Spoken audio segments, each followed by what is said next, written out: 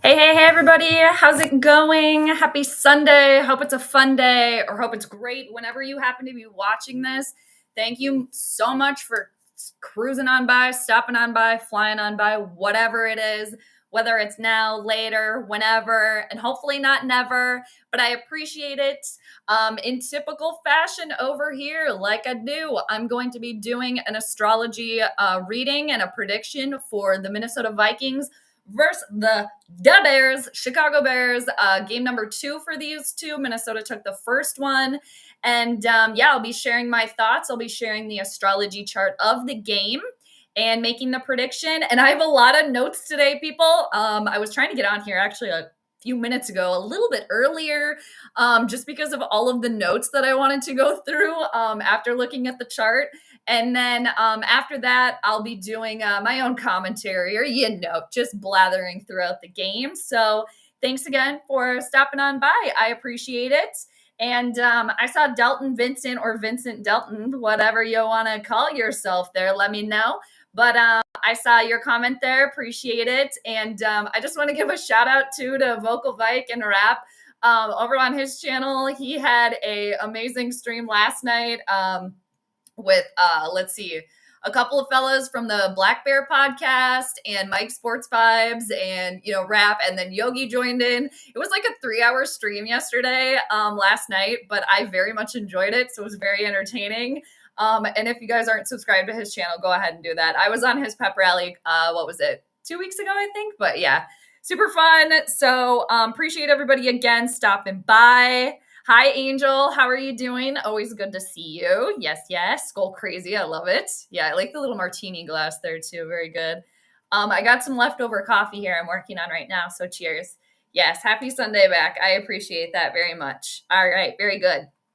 I was looking at some astrology of the Minnesota Timberwolves and the Denver Nuggets. I actually did that chart last night. And I have a couple notes about that anyway, nothing too crazy. I did have the Denver Nuggets winning that game. I didn't do a point spread on that, but the Nuggets ended up beating the Timberwolves last night, 123 to 112. So the closest I could find in the astrology chart actually for the point spread was Jupiter trining Saturn, which has been going on for a little while, and they were 10 minutes apart. I couldn't find anything that was the 11 points though in that one. So, but yeah, I did have that. And then I also did, the Wolves and the Utah Jazz. I did actually think that the Jazz were going to win that. But the Timberwolves ended up winning that one. They won 120 to 113. And then I went back and looked at my notes and I kind of saw where, I went wrong on that one. And then I also did, I did Green Bay at Philly. That was the 10th. So that was this last Monday. I didn't share it. I just have it in my notes. And I did have Philadelphia winning by 1 to 9 points. And the Eagles ended up winning by 3 points. It was 10 to 7. So, and then I also did last Sunday evening, I did the Wolves at the Sacramento Kings. Looking at the chart, I had the Wolves winning big. Because of Moon and Jupiter for the Timberwolves being dignified. And then the Wolves ended up winning big. They won by 27 points. So I did a couple of those charts throughout the week since I saw you guys last. Just wanted to share there. Obviously, I didn't post any of that, but just in my notes. So for today, all right, we have a game today, people. Crazy. What's going on? Yes, I had a really good week. I hope you did too. Yeah, I was looking at some more charts too, just because in the predictions over here for the Vikings, I've been wrong the last 2 weeks. So I was trying to get more practice in looking at other games and, just trying to see things that I missed and like learning from my mistakes. So I was trying to get a whole bunch of charts in this last week, again, just as some more practice. Cause with the Vikings, my prediction record thus far, regular season, I'm 5-4. Preseason, I was 3-0. So, but yeah, the last 2 weeks I've been wrong. So I'm trying to get back in the swing of things. And it could be Mercury retrograde too. So I did want to touch on that too, just for the Vikings in general. But T-Bass, how are you doing? Good to see you. I saw you in Rap's chat last night. And too, it was fun to actually see you. You called in to Rap's vent line. I happened to check that out too, so that was really cool. Thank you. Yeah, I did. I just dyed it. I dyed it yesterday. But yeah, thank you. I appreciate that. Had to cover up the grays, had to get rid of them. But yeah, I appreciate that. Thank you. Yeah, and I used a hair dye that I have never used before. I've been using the same hair dye, nobody really cares, for like the past like 10 years. So I used some hair dye and I was like, well, I hope it turns out, but here we go. But yeah, thank you. I appreciate that.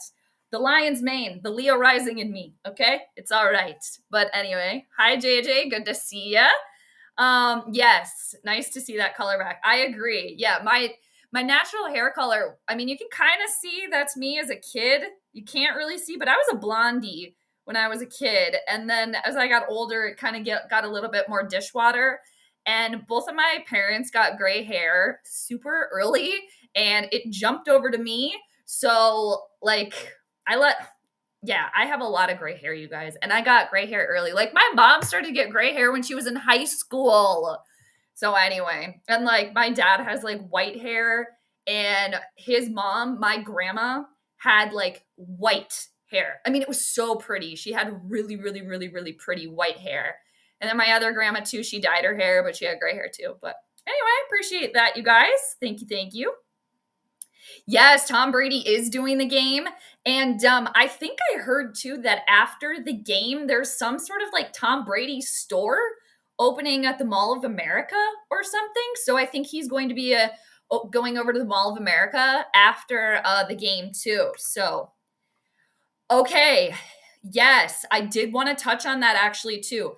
And hopefully I have a little bit of extra time today because Mercury retrograde, our communication planet Mercury, when it's retrograde, that can make communications of all sorts just wacky, off. People can be weird, driving your car, technical difficulties with laptop, phone, whatever it is, possibly car troubles. So that's going on right now.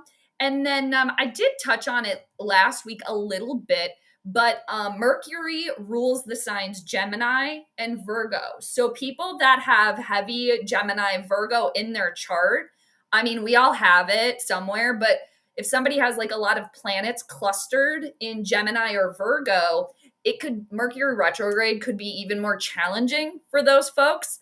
And Justin Jefferson is a Gemini. He was born when the sun was in Gemini, and Kevin O'Connell was also born when the sun was in Gemini. So it's interesting that Justin Jefferson wasn't really himself yesterday or last week. And that was the first game since Mercury went retrograde.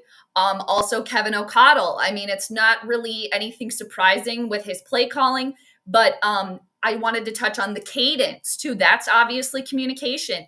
That didn't go well for the Vikings. So a couple of key players for the Vikings are really experiencing the Mercury retrograde. Again, it affects everybody, but that could be part of it too, is why Justin Jefferson may be a little bit more funky, maybe a little bit more off than what we're normally seeing because he is a Gemini dealing with that Mercury retrograde. So it's just the communication's weird. It's off. It's a little fuzzy. It's not completely straightforward, and that could also explain the cadence. Again, the communication there being off, and just with Kevin O'Connell too as well. So anyway, yeah, I did want to touch on that. So I'm glad that you asked about that. Oh no, your first gray hair was at 25. I screamed when I said, oh my, yeah, it's just like, all right, well, eventually, someday I might just like let it grow out completely, or like my one grandma that with like the white hair, so pretty white hair, she would try to dye it like blonde, but maybe someday I might like go, full like anybody that watches Game of Thrones or, reads Game of Thrones, like Targaryen, where it's like the blonde white, maybe someday. But yeah, I knew I was getting a gray hair early, so it wasn't like super surprising to me. Don't say that I have to travel later today to go to Huntsville, Alabama for our facility. That's okay. That, that's still going to happen. We still have to communicate We still got to drive. We still got to travel. But being aware of it is just really good. So just if you can, be extra cautious. Maybe allow yourself extra time to get to your destination, and it should be fine. It was actually more explosive last week because Mercury and Mars were right next to each other in the sky. And Mars can be anger, frustration, and just fast moving. So those two planets together, that could have been also a reason why we saw that extra kind of like, not full on anger from Justin Jefferson, because he's not really like that type of dude, it doesn't seem like, but just that extra frustration and maybe a little bit of like anger kind of bubbling towards the surface, but trying to keep it reserved. So there was that too that we were dealing with. But safe travels. Again, if you can, just allow yourself some extra time and just try to be like extra cautious, you know, when you're on the road, when you're going to your destination. So, and the thing is, Mercury retrogrades a couple times a year, or goes into retrograde a couple of times a year. So it does happen.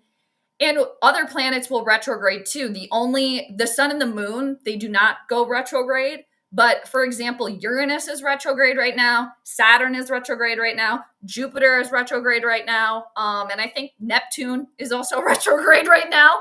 So if you're kind of just collectively, you guys just kind of feeling this, like trying to reassess the situation, trying to kind of maybe get the wheels in motion, you're probably feeling all of that energy. Because again, it's affecting everybody just in different ways, depending, you know, on your life, your birth chart, etc. Anyway, so I am going to share the chart. All right.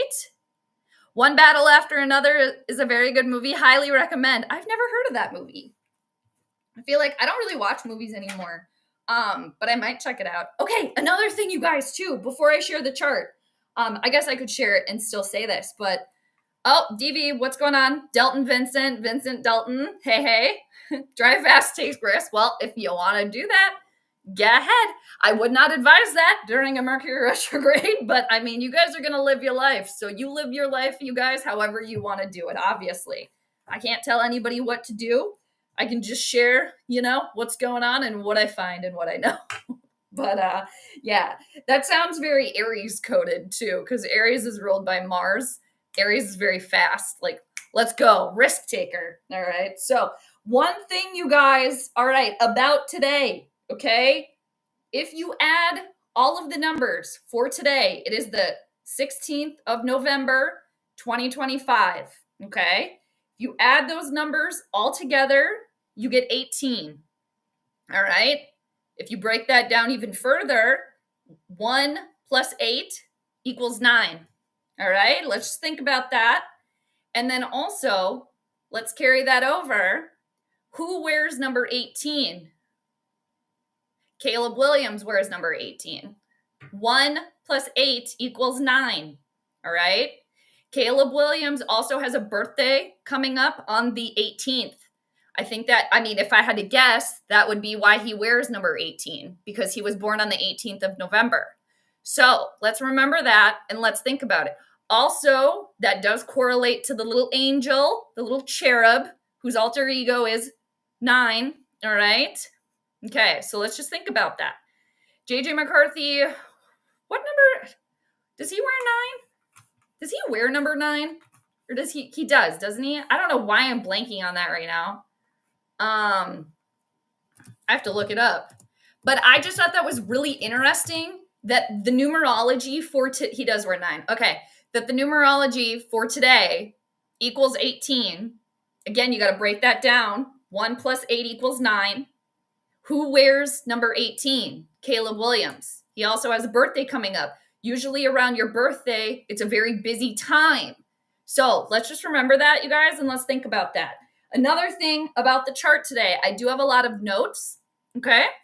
So anyway, oh yeah, JJ McCarthy. Yeah, I know he's known as 9, but for whatever reason, I blanked on like what number he wears. But, and it's interesting too, because JJ McCarthy, his birthday, I'm pretty sure numerology wise, I think it equals the number 8, if I remember correctly. He was born, I actually have it in my notes. Yeah, so he was born on the 20th of January 2003. So that actually equals the number 8. So, I mean, he has to just he associates with the number 9 for whatever reason. I mean, that's his choice and his thing. And I'm not a numerologist. I do want to learn more about numerology because that really is the base of astrology, is numerology. But I feel like I feel like he would do better if he wore number 8. Okay, because his birthday equals 8, and 8 is associated with transformation. All right. And Caleb Williams wears 18, which does actually break down to the number 9. And again, all of the numbers for today equal 18, which 1 plus 8 equals 9. So it could be, all eyes on the quarterbacks today, which really is not necessarily surprising, right? So anyway, hey John. Oh man, let's win so we can knock the Bears out. I want the Bears to knock the Lions out. Ooh, yeah, that would be exciting. And then go for the sweep today. Mine is the number of change. All right. I have to disagree on that actually. 9 is associated, for as much as I know, with completion. Actually, it's associated with completion. Because it's right before number 10. And if you take away the 0 from 10, you're back at a 1. So anyway, but I mean, to each your own, you guys. I mean, that's the thing.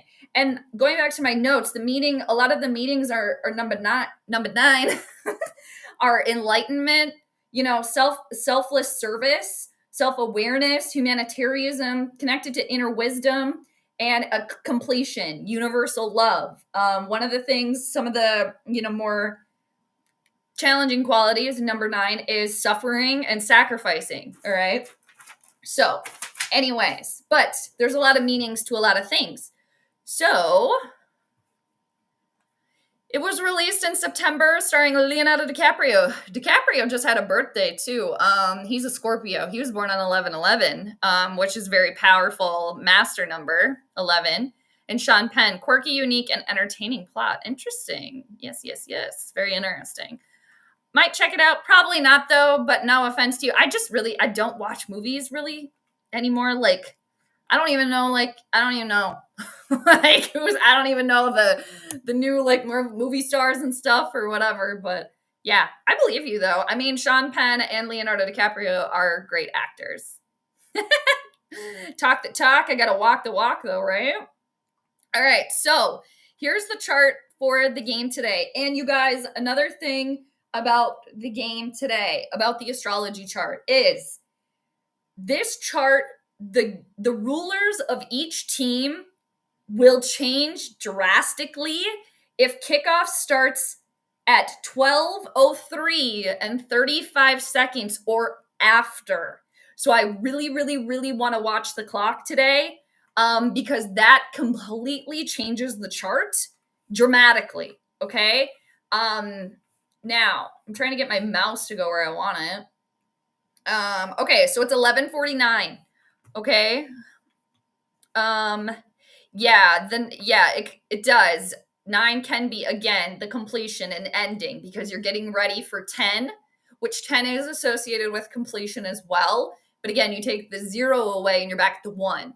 So numerology, you really, from what I've learned, you add the numbers together, right? You break it down to, like, you add it to the, like, one number, unless you add your birthday together and you get the number 11 or 33. Those are master numbers, so you do not break that down. Those are very, very high vibrational numbers, all right? That's 10. No, well, I'd have to know the year. You don't have to share that, but you'll add the 7, the 3, the 0, and then if you were born, I have no idea how old you are. I'm just using this as an example. If you were born in like 1990, you would add the 7, the 3, the 1, the 9, and the 9 together and see what you get. All right. Anyway, so it's going to be really interesting to me if kickoff time changes, because here's the thing, you guys.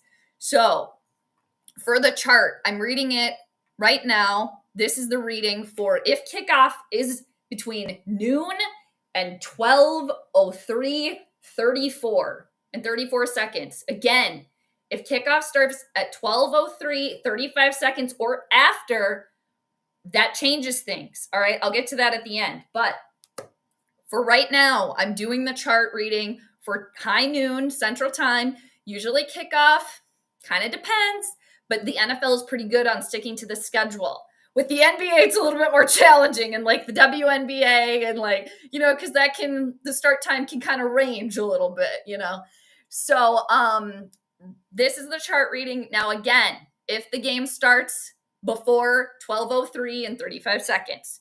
So the Vikings, I'm going to do them first. They're going to be ruled by the moon. Now, the moon is in kind of a tricky spot right now, you guys. The moon is at 16 degrees of Libra, okay? So the moon is in this space right now that's called via combusta, okay? That's when the moon or any planet is moving at between 15 degrees of Libra and 15 degrees of Scorpio. That can be very, very, very challenging, okay? It's kind of like, I don't want to say like a danger zone, but it's not the most pleasant place, all right? Now, people were born with planets there, Like I have a planet in that range too when I was born. I have Pluto at 11 degrees of Scorpio, which is in that range right there. But for the Vikings, again, reading the chart, if the game starts before 12:03:35, now the Vikings are ruled by the moon. And again, this moon is in this like danger zone right here, okay? And the Bears, they're going to be ruled by Saturn, okay? Saturn has been a big player. I feel like last week we had a very similar chart, okay? Now, if you notice, you guys, this triangle in the chart here, these blue lines in the chart right now, we have what's called a grand water trine happening in the sky right now. That is so positive and so powerful.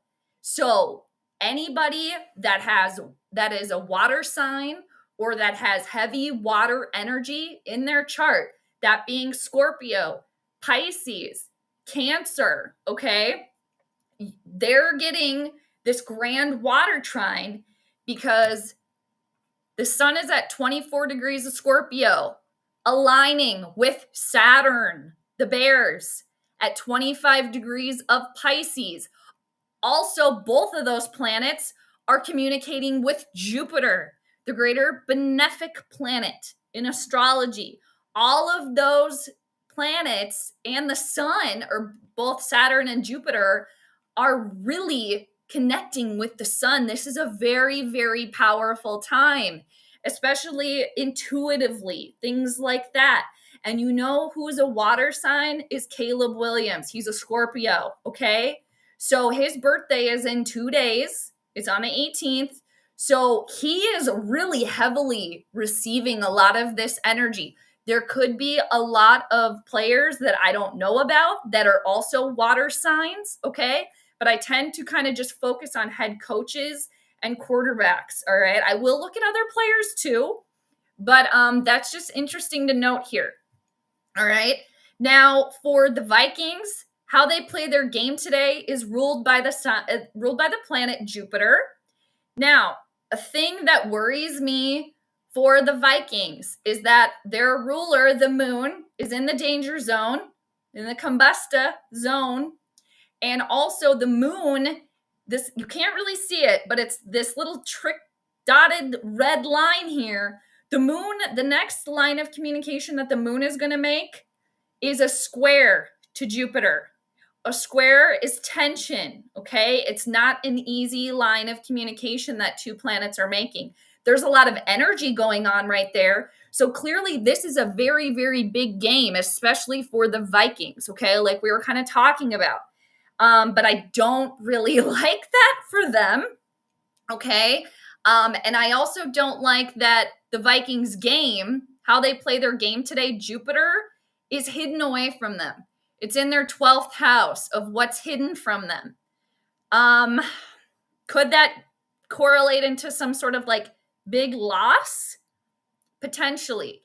If I were in the Vikings camp and I were their astrologer, I would push so hard for kickoff to be after 12:03 and 35 seconds. Because again, after that, I'll show you guys, the rulers of this game change. So instead of being ruled by the moon, the Vikings would be ruled by the sun.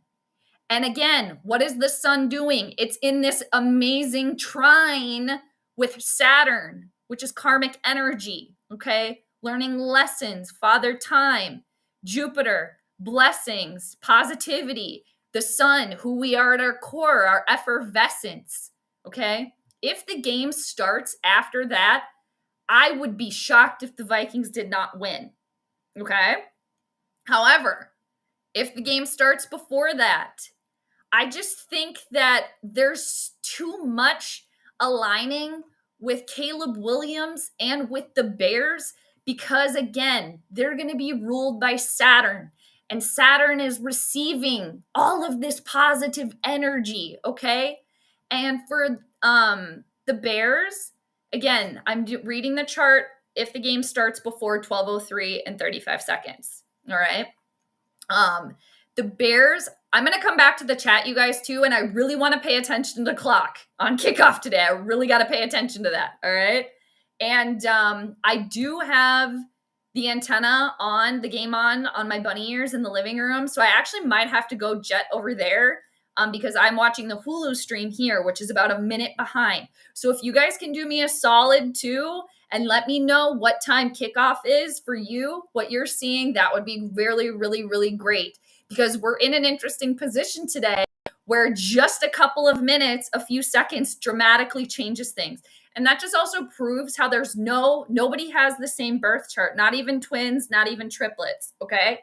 Now I am going to come back to the chat, you guys. I swear, I see your guys' comments in there. I just have so many notes to go through.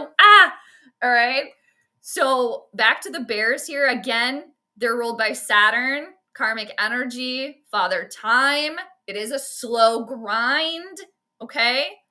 But also interesting to note that JJ McCarthy is an Aquarius. Aquarius traditionally is ruled by Saturn. So we could see JJ McCarthy also receiving some of this good energy from this trine going on in the sky. But I just think it's going to be more positive for Caleb Williams because he is a water sign, where JJ McCarthy is an air sign. All right. And also, again, Caleb Williams, where's number 18? The numerology of today equals 18, which you break that down to 9. Caleb Williams is also having a birthday in a couple of days. Usually the month leading up to your birthday is very, very busy. This is 2 days before his birthday, okay? Now for the Bears, how they play their game today is actually ruled by Mercury. And again, Mercury is retrograde right now, so communication being a little off, a little fuzzy, all right? However, for the Bears, they have Mercury in their 10th house of how they show out to the public today. And the Bears also have Pluto right here in their first house. Pluto is the sign of transformation, okay? And unearthing, all right? And Pluto is in good harmony and good communication with Mercury. Pluto also is the co-ruler of how the Bears show out on a public level today. So we'll try to remember that too. Now for the Vikings, how they show out to the public today is ruled by Venus, all right? Venus is in Scorpio. Venus doesn't necessarily feel good in the sign of Scorpio. However, for the Vikings, how they show out on a public level today, Venus is getting support from Jupiter. So that is good. But again, Jupiter, how the Vikings play their game today is hidden away from them. Okay, in this chart, again, if the game starts before 12:03:35. Also, something to note for the Vikings, they have Uranus in their 10th house of how they show up to the public today. Uranus is in good communication with Saturn and Jupiter. Uranus is the modern ruler of Aquarius. The little angel cherub is an Aquarius, all right? And it is now 12:01, all right? So again, I think that if the game starts before 12:03:35, I think the Bears have a better chance at winning the game today. Okay. And I would say that they will be victorious and they will be the winners. If the game starts after 12:03:35, I see the Vikings winning the game.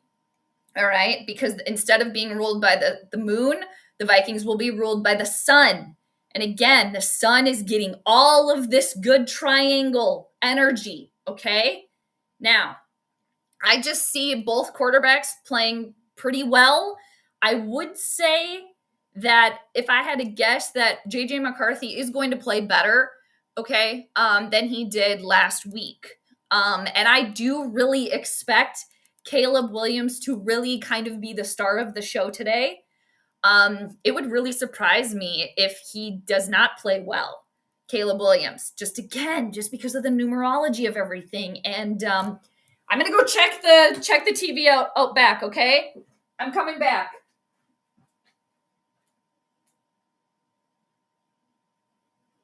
All right, you guys, I'm just watching on the antenna. All right, I'm just watching. I am gonna come back. I just really need to know what time this game actually is starting. All right, it looks like kickoff is happening right now. All right, let me check the time. We're on major clock watch here, people. All right, so we got 12:02:53. Let's see. All right. Okay, so kickoff happened, you guys. I just looked at the antenna because I'm on the Hulu stream, so I'm a little behind. So kickoff was before 12:03:35.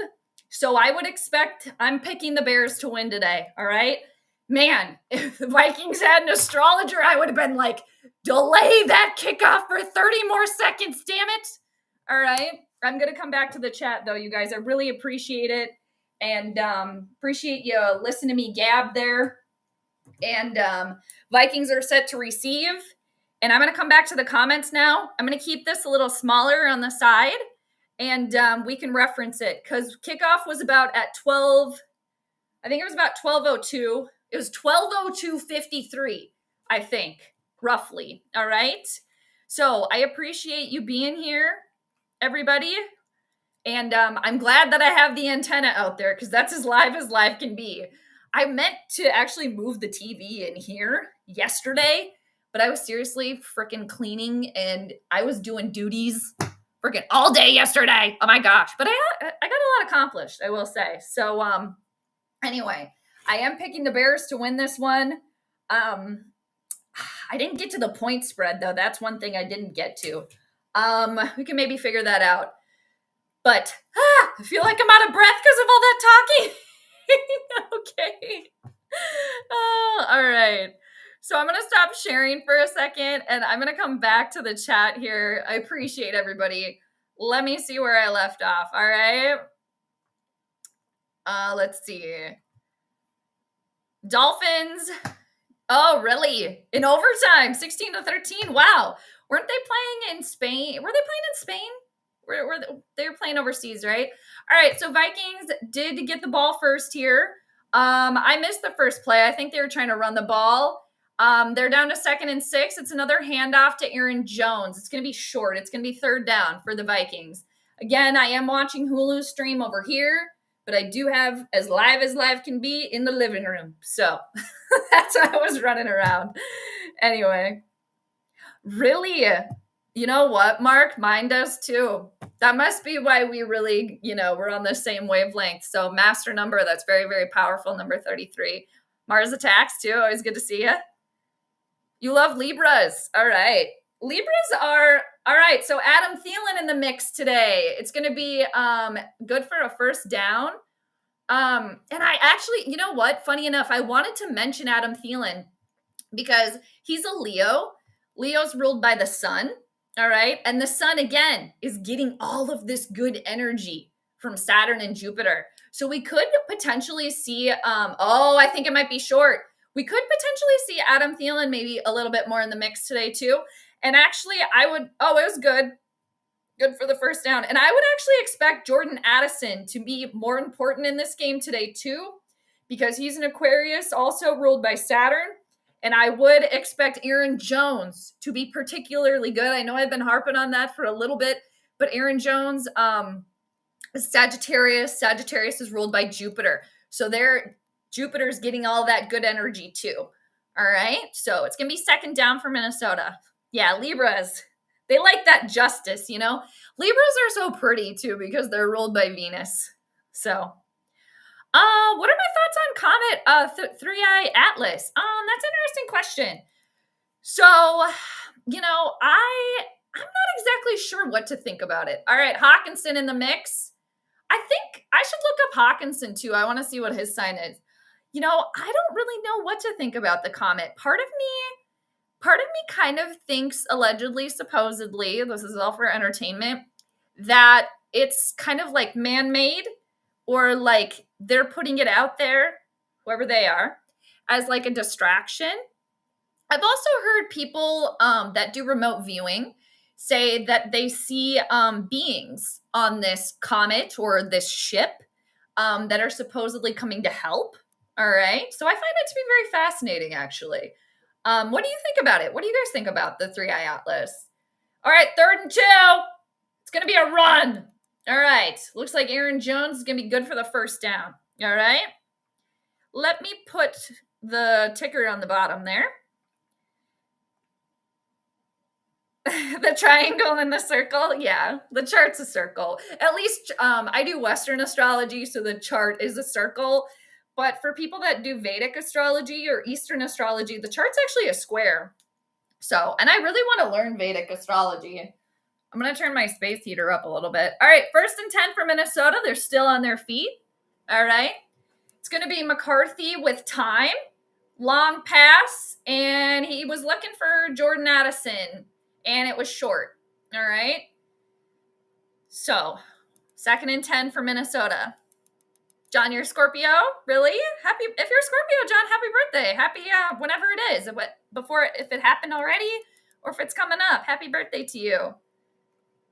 Oh, nice. Eric, happy birthday. I like all the Scorpios. I mean, I like all the signs, but yeah, just for me in particular, I usually always get along with the Scorpio folks. Yeah, very good. Yes, that's why I had to go to the living room for the antenna, so I got the exact kickoff time. All right, 2nd and 10 is a run for Aaron Jones. Nice little run there for him. And I like, too, that Aaron Jones wears the number 33. That's a very powerful number, too. Again, we were talking about that. All right. Hi, Ethan. SKOL back. Appreciate that. I love the picture of Prince, who's actually a Gemini, too. Yeah, John, Caleb has done pretty well. And, you know, the support of Saturn and Jupiter has been happening for a little while because those planets are slower moving. All right. It's 3rd down again, you guys. It's 3rd and 3. Vikings at about midfield. McCarthy overthrows Justin Jefferson. It's going to be 4th down. Whew. Yikes. All right. Well, nice effort there. But, you know, and Dad looks a little disappointed here. Also, you guys, when we get to commercial, can you help me out too? Because when I came on, or right before I came on, I noticed that my sound settings, in typical Mercury retrograde fashion, my sound settings on here got messed up. So I want to make sure that my sound bites and stuff are actually playing. We cannot escape the Mercury retrograde shenanigans. All right, so Vikings are to punt. They had the ball for about 5 minutes here. So we saw some positivity there. But yeah, again, I am picking Bears to win. I might go back to the chart because I didn't do point spread, but it was very timing today was very crucial. And another thing that I did want to mention too is that the degrees, each sign in the astrology chart is 30 degrees. So the degree for each team today at the start of this game was about 28 degrees. And when you get into the final degrees of a sign before it changes to the next one, like 28 degrees, 29 degrees, that is very potent energy. Very potent. And on the flip side, 0 to like 1, 2 degrees of a sign is also very, very potent because you're kind of getting that like pure energy of the sign. So it's interesting too that the date today equals the number 9, the late degree astrology for each team, where it's really a crossroads for both teams today, where for one team, there's going to be an ending, right? For the other team, it's more of like, look at who we are. So that's another reason why I do kind of think that the Bears, I shouldn't say I do kind of think, I am picking the Bears to win. I just didn't get the point spread because I really had to see the kickoff. It changed everything. But so that could come to fruition as like the Bears, what will they move to? Like 7-3 or something? Is that their record or something like that? And if the Vikings do end up losing today, it's kind of like, I mean, the playoffs are already kind of like a pipe dream right now for the Vikings, but it really will be like a turning point to actually who they are as a team. So anyway, I need to take a breath. Hi, James. I'm really late to your comment. If you're still on, I hope you are. Thank you so much. That's really kind of you. Noon and a commercial break. I don't know what that is. Yes, it's before. Okay, yep. Thank you. I appreciate that. Yes. And I'm really glad, too, that I have the antenna to go to because, like you were saying, on the Hulu stream, there's a total delay. So, yeah, we got it. Summer Home, hi. Good to see you. Thank you for joining us. Thank you. JJ, AJ, JJ, JN, JAJN. Look at all those J's, huh? All right, so 1st and 10 for the Bears. Again, I'm watching the Hulu stream, so I'm about 50 seconds to a minute behind. They're basically in their own butt or in their own den, okay? They're starting really deep, all right? Which was a nice punt by Ryan Wright. Texas, let's see, what do you think of 3i Atlas? I think the comet is an alien spaceship full of Canamites? What's that? Just like the Twilight Zone episode, To Serve Man. I do like that. And, 2nd and 9 for Chicago. Caleb Williams directing. Okay, the conductor back there. He's in the shoddy. He's going to have to twinkle toes it. There is a flag on the field. We got an Adam Thielen shoe. He's got to throw it away. Nobody there. All right, you guys, I'm going to play the soundbite. Let me know if you can hear this, okay? Let me know. Help your girl out, all right? Here it goes. Who throws a shoe? Honestly. A horse, okay? Did you guys hear that? Could you hear that Austin Powers clip? Let me know. All right. What's this freaking flag about here? And I really hope you guys could hear it because I don't want to tinker around with the sound right now. Let's see. It looks like it's going to be on the Vikings. Oh, it must have been on the Bears. All right, it was on the Bears. I'm not really sure what it was. I missed it, but 3rd and 9 for the Bears. Nice start by the Vikings defense. Whoa, Caleb Williams here in the long ball.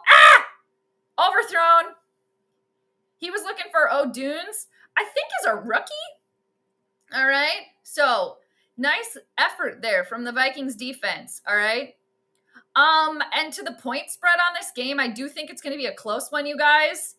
We'll go back to that on the next commercial break. But another thing, too, with the Vikings defense, I would expect them to play pretty well, too, because Brian Flores is a Pisces.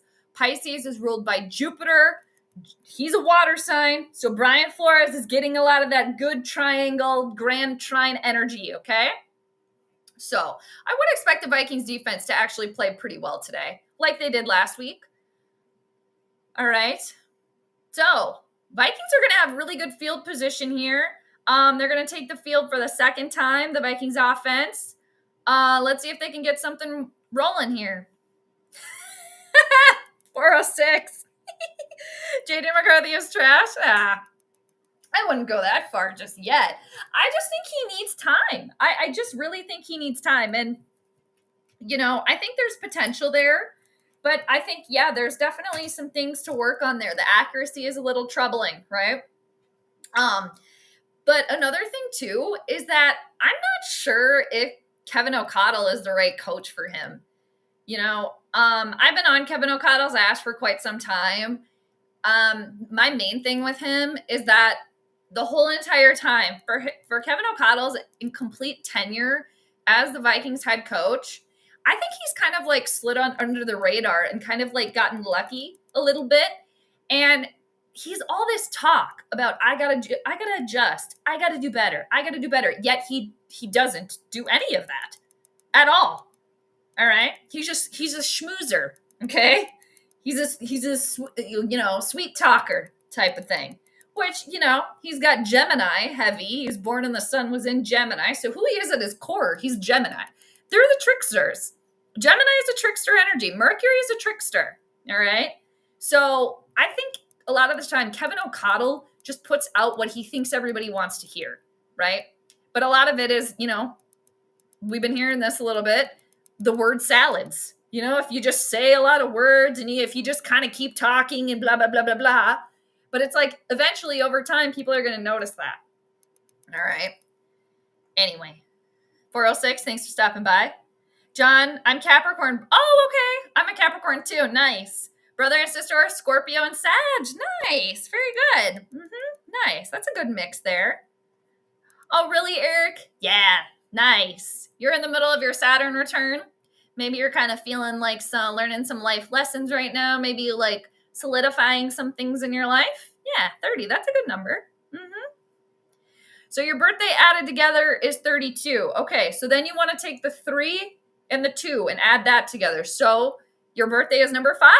So the little bit, again, I'm not a numerologist, you guys, but number 5 is associated with change, also is associated with the zodiac sign of Leo, which can be very, fun-like, childlike, kind of.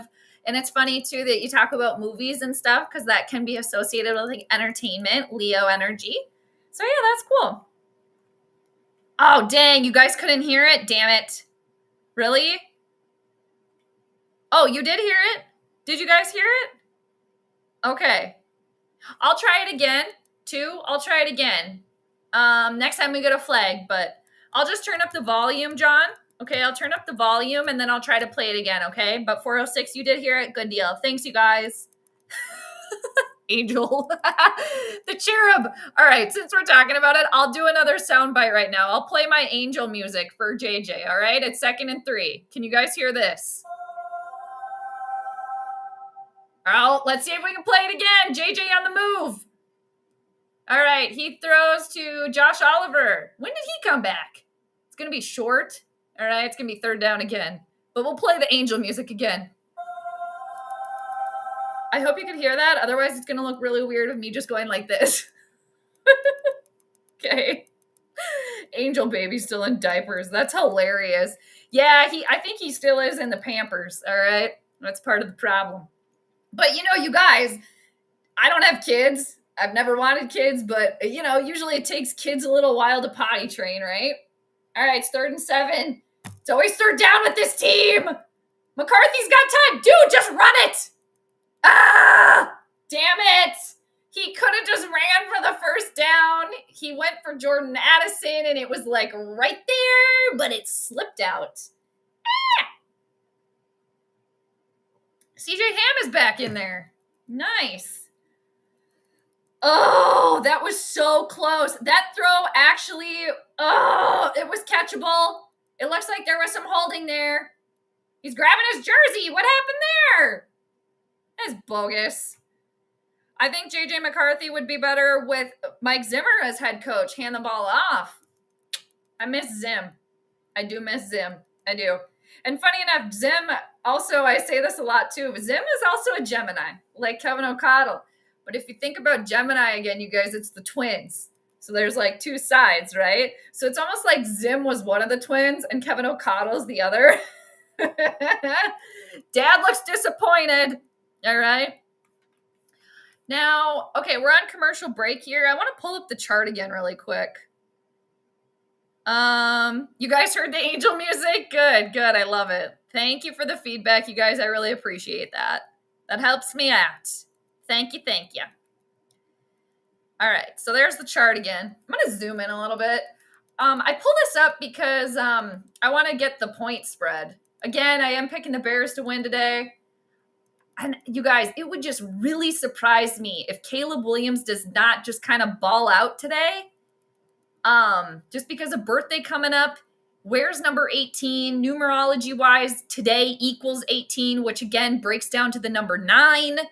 So we could maybe see, for the little cherub, I just for whatever reason, I know he associates with number 9, but I just feel like for him, he would do better with wearing the number 8.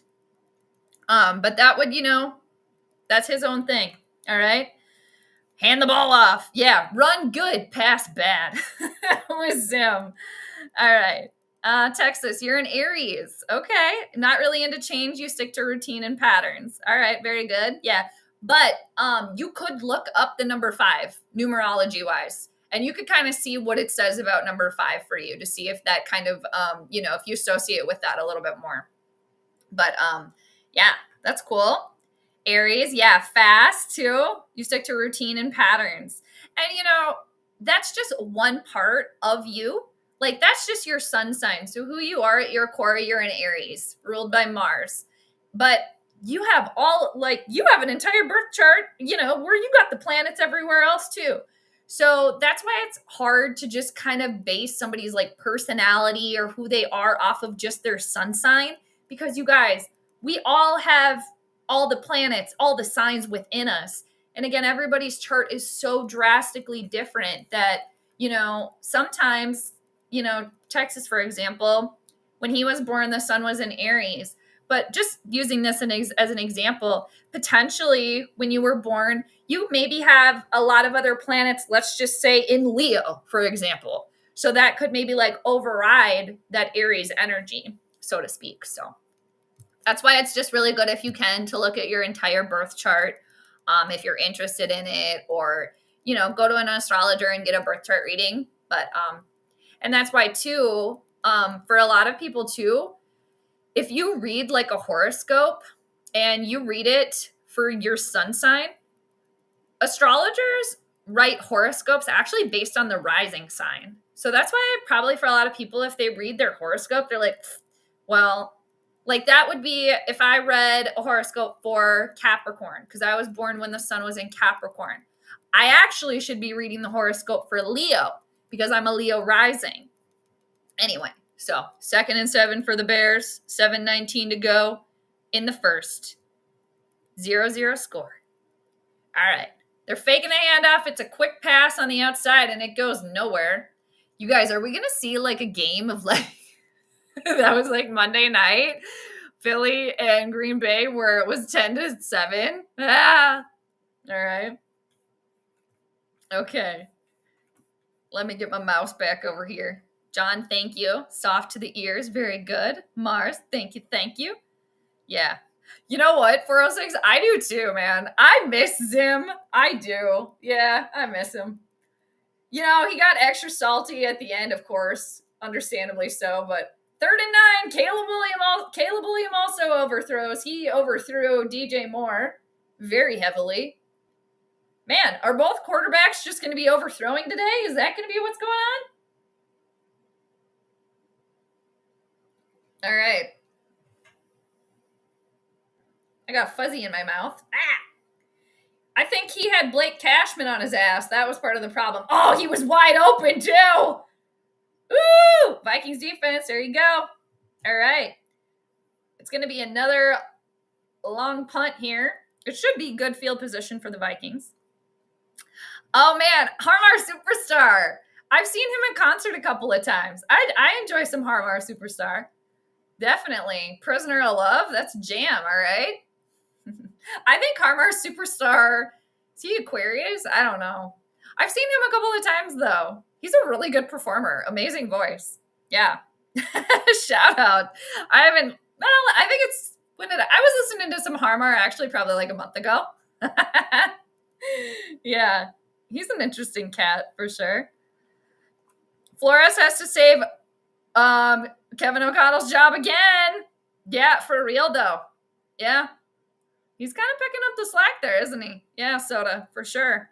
Good to see you. Bears have to put up a lot of points this year, but have given up quite a few. Yeah, John, I think, to your point, I think I heard that, like, isn't, like, the average for the Bears, they're, like, the other teams' opponents are getting, like, 27 points or something like that? Yeah. Ah, that's crazy. That's a lot of points. Okay, so we're back on the commercial here. Let's see. You know what, you guys? I could see this game being like 1 point differential here. Yeah. Like 1 point to 10 points, something like that. Because I'm looking at the Grand Water Trine. I know it's kind of small, but Saturn's at 25 degrees, Jupiter's at 25 degrees, Sun is at 24. So that's 1 degree difference. For the Bears, they also have the support, like extra support of Pluto. Pluto's at 1 degree of Aquarius, making good communication with Mercury. Mercury rules the Bears game today. Again, Mercury is retrograde, so we could see a little bit of extra funkiness from the Bears today, just like, you know, and we kind of seen that a little bit. Like, they haven't really been connecting all that well, but the Bears are ruled by Saturn today. So Saturn is the slow mover, okay? It's a slow grind, all right? So as the game goes on and continues, we could see, you know, the misses turn into connections. But Pluto and Mercury are also only a degree apart, 1 degree. So yeah, I'm gonna say it's gonna be a close one today, you guys. I mean, which, as we're seeing so far, it's 0-0. You know, both offense is kind of just like, all right, we're doing a couple series here and then we're out. You know, both quarterbacks also overthrowing the receivers a little bit here. So we're kind of seeing some like mirrored energy here, which is interesting. All right, so Vikings offense back on the field. 1st and 10, handoff to Aaron Jones, which, you know, to you guys, like, from all of the shit that, you know, was going on in, like, the media this week, and just regarding Kevin O'Connell's just, like, disdain for running the ball, like, it would shock me if they don't continue to run the ball throughout, because it's like, how much pressure does he need to have on his ass before he finally starts like running the ball or calling plays to run the ball, right? But I've said this before, like, I just think that Kevin O'Connell gets in his own way, you know? All right, it was a quick slant pass to Justin Jefferson that actually worked. I don't like that play call because it definitely has not worked in the past, but it did. It's going to be 1st down for Minnesota, so we'll take it. All right. I'm going to move that out of there. All right. Justin Jefferson, hopefully will be a little bit more happy-pappy. All right. Oh, you guys too. I did get a pregame text message from cousin Mark. McCarthy with time. He finds Justin Jefferson. That was a nice grab by Justin Jefferson. Also a good throw by J.J. McCarthy. He kind of had to get it right in like a couple of inches of space there, it seems like, and he did. Nice. That was a good pass. Good catch. There we go. Nice. We like it. So, cousin Mark says, before the game, 1st and 10, Minnesota. He goes, well, Jade, it's a big game today for Vikings turnaround. I, in particular, will be watching JJM on his crossing routes. He seems to not be leading the receiver enough. And on his longer downfield passes, how much air he gets under the ball. Oh, we got Aaron Jones for a 1st down and then some. Under the ball. Too much air allows reaction time for the defensive backs. That's the problem Ponder had. Hopefully the Vikings have a kick-ass game and get some confidence back. SKOL. All right. So I text cousin Mark back and I said, all right. So, you know, I was like, I agree. I also will be watching the little angel cherub. All right. And we'll see what cousin Mark says at halftime. Okay. I do. Yeah. I always wanted to get them, but I never got them. Like, I never got them. But I think I ate them, like, at my, like, friends or something. Yeah, they're little pieces of candy. Yeah, I remember those. Totally. 3:33 left to go in the first. Vikings are in scoring position. All right, Ben Johnson, or no, this is Dennis Allen is looking on. He's the defensive coordinator. I still just love when they go like this. They talk under here, you know, lip readers. Got to be careful for people that can read lips. Got to talk over here. All right, 2nd and 9 for Minnesota. They're at the Bears 16. Justin Jefferson is in motion. I feel like they're going to go for Jefferson or Addison here. McCarthy's got a lot of time, all right? It's a quick pass to Aaron Jones. Looks like it's complete. It's going to be 3rd down. All right. Where's Kitty? She's in the other room. She's in her room right now. Both pets are taking a nap. I might go get Kitty at halftime. We'll see. But yeah, they're doing good. They were trying to play. My dog tries to play with the kitty, but it's like Gigi doesn't like, she's like trying to figure out how to like play with the cat, but also just like not sure how to play with the cat. But yeah, they're doing good. All right, 3rd and 6. Here we go. McCarthy with the floater. Ah! Looking for Aaron Jones. Damn it. It was there. Damn. All right. Are they going to go for it on 4th and 6? Let's see. They're going to probably bring Big Will out here. Unfortunately, we had a Kirk special. Damn it. Let's see. You know, I will say, again, the little angel cherub, he's still in diapers, right?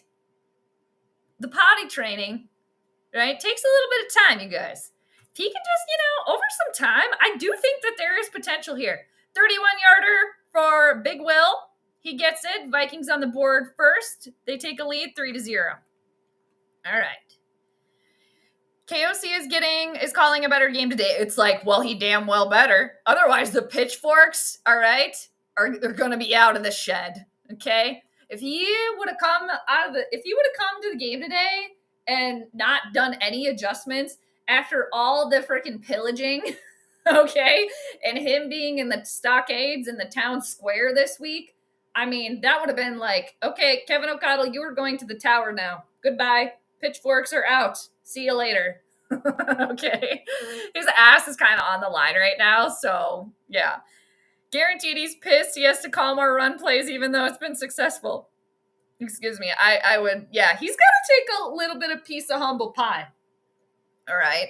And, I've said this for so long. I think other people are saying it too. Like, he just gets in his own way, right? Just gets in his own way. And I just feel like, too, it kind of just, like, irks him a little bit. Like he's probably thinking to himself, oh, if I could just be out there, I could show you that this would work. So, yeah, it's a better called game so far. I will agree. Yeah. But it's like, you know what? All of us are wrong sometimes. Like, not everybody's right all the time. Okay? So there you go. Vikings, unfortunately, couldn't make it in the end zone, but let's see. We did get a score. So we can do a little dancing. You guys ready to dance? Ragnar dance for the score. I want them to bring Ragnar back, damn it. That's another thing. Getting rid of the steel clapping. Okay? Getting Ragnar back. I don't even know who he is. Seriously, this is the best part of games. And the cheerleaders would be on one end zone. Ragnar would grab the pom-poms, go on the other end zone, and try to keep up. And it's still so funny. And you can see it, like everybody in the background watching. It's hilarious. And I'm sorry, the person that actually looked like an actual Viking. Okay? That shit's so funny. Oh, I love it. All right. Okay, 2 minutes, 10 seconds left to go in the first quarter. Chicago set to get the ball back. Vikings up by 3. 3. Anybody remember that commercial with the owl for the suckers? 1, 2, 3 for the Tootsie Pops. Okay, speaking of like old school stuff. The ref screwed over the Bungles in favor of Karen Frogers. Surprise, surprise. Oh, God. What? I love it. I don't love the fact that the Bungles did not win. I'm sick of that dude, you guys. He who shall not be named. Like, get out of here. Okay? Don't you have a retreat to go on, sir? He's so annoying. The smudgeness, all right? Yeah, that doesn't surprise me, too. That's unfortunate. Because Joe Flacco's on the Bungles, right? Come on. Right? No. Wait, that was a while ago, wasn't it? Wasn't that a couple weeks ago? That was a couple weeks ago, wasn't it? All right, 1st and 10 for Chicago. Somebody almost looked like they were going to jump on the Vikings defense. Oh! Oh, we got a loose ball! Ah! The Bears fell on it. They got lucky on that. Ooh, that could have been dangerous. Ooh. All right. No offense. Nut Zimmer is a loser. I miss him. Oh, that was DeAndre Swift. He wasn't even looking at the ball. Dude, you got to look at the ball when it's being handed off to you. Oh, man. The Bears saved themselves 6 points right there. Ooh.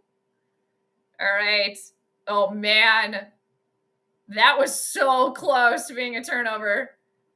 They almost did it again. Oh, damn. 2nd and 25, and they almost got the first down. Harrison Smith trying to clean up all the messes. Speaking of diapers. Okay. Harrison Smith trying to clean up all the messes. Zimmer's probably on his porch in, Kentucky? Right? He's probably sipping sarsaparilla right now. Doing whatever. You know? Yeah, nice. All right. I'm definitely cheering for Joe Flacco. Oh, we got a bear down. Literally. Looks like an offensive lineman there. Alexander the Grape and Cherry Chan are my all-time favorite old-time candy. I do like lemon heads. Lemon heads are also really good. I don't know what that is. The Grape and Cherry Chan? What is that? I gotta look that up.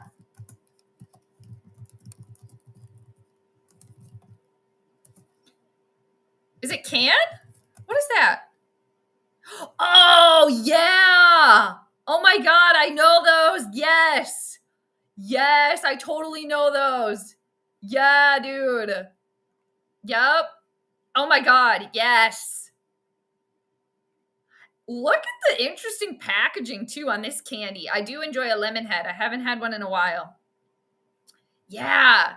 Here's the candy. Oh, yes, yes, yes. I do like orange slices. Okay.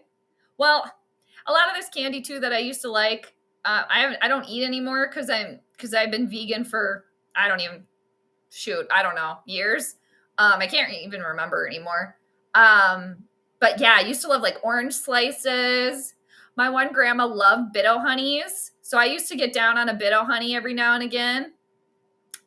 She'd always have candy dish too. And so like those fruit slices, I do like those.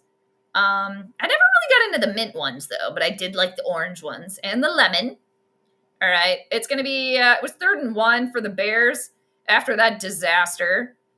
And they got the first down. All right. Yummy. Now I want some candy. I want some candy now. I think I have some chocolate chips in my freezer. All right. Might have to bust a couple of those out. All right. So it's 1st and 10 for Chicago. They're on their own 35. Caleb Williams is going to have to scramble here. Looking around, nobody there, and he overthrows DeAndre Swift. We got another overthrow from the birthday boy here, Caleb Williams. Yeah, what other candy's really good? Oh, man, the 100 grands. Used to love those. Oh my gosh, 100 grams, the little Crispies. Those are good. Twix also loved those. Frozen Twix was also very good. Let's see. Reese's Pieces. Loved those. 2nd and 10 for the Bears. They're going to try to run the ball, and it's going to be 3rd down for them. Probably be about 3rd and 3, 3rd and 4. End of the first quarter, you guys. Game's moving kind of quickly. Low scoring affair so far. All right. But again, the Vikings are ruled by the moon today. Bears are ruled by Saturn. Moon's a way faster mover. Okay. Moon's super, super fast. Saturn is super, super slow. So we might see a little bit more slow go for the Bears. Might take them a little bit to kind of get into the swing of things. All right. But we have a commercial break right now. I also have a plethora of like chips right now too, which I'm not mad about. So I might have to grab a snack at halftime. I might have to do that. All right. Okay, so Johnny Knoxville is hosting Fear Factor. Is Fear Factor coming back, or has it always still been around? I think Johnny Knoxville actually is a good host choice for that show. Like Johnny Knoxville, jackass Johnny Knoxville. Dude, and to think about, like, the majority, well, I shouldn't say the majority, but a lot of those guys from Jackass, they really, like, I mean, they're still doing stuff right now. And I remember, you guys remember when that show came out? They were just doing the most insane shit. Like, insane shit. I'm trying to think of, like, oh my God, on one, I can't remember who it was, but they, like, stapled his butt cheeks together. Okay? I think it was Steve-O. And I used to really like the one guy, I forget his name, but there was a couple of times, I think they did it more than once, like at least like once or, you know, a couple of times, where he was like a meter fairy, where he would go and feed the meters, and people got so mad that he was giving, you know, putting more money in the parking meter, and he's like, but I'm the meter fairy. And like the people that would give tickets and stuff, they're like, you can't do that. It's like, well, how do you know it's not his car? And then what else did they do? I remember they all like went inside with like, they had a bull in a pen, and I think they all kind of took their turn, you know, them against the bull. It's crazy. What? What's coming back, 406? I'm late to that, sorry. Maybe you're ahead too, because I'm behind. I am behind because I'm watching Hulu. All right. 3rd and 3 for the Bears. Oh, somebody trying to jump. Caleb's directing traffic back there. Ah, yes. No good. All right. 4th and 3. Good job for the Vikings defense there. Incomplete. Very good. I'm kind of shocked that Caleb Williams thus far has not been playing that well. Oh, Fear Factor is coming back. Nope, I got it. Thank you. It's coming back. Gotcha. Did Joe Rogan used to host that? Was he the host of Fear Factor? All right, 4th and 3. Nice defensive effort there from the Vikings. Vikings offense will get the ball back here. Vikings up 3-0. Fair catch. It looks like there's got to be a penalty here. Miles Price called a fair catch, and the Bears ran right into him. That was stupid. Oh, God, I forgot about that. So gross. Ugh. Oh, yeah, a lot of the stuff that they did on there was just like, oh, my God, I can't look at that. Yeah. Oh, my God. Yeah, I forgot about that.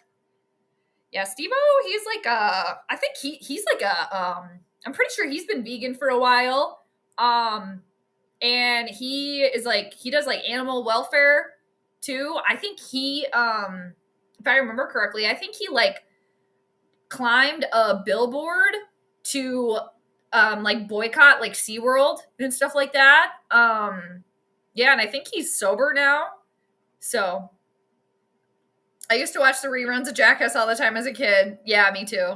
It's too cringe for me now. I have not watched an episode. Man, if I went back and watched one, I probably would agree. I'd be like, no. Yeah, and then they made the movies too, and I mean, I think a lot of those guys like, completely like fucked some shit up for themselves for like their lifetime because of the stunts that they pulled on there, but you know.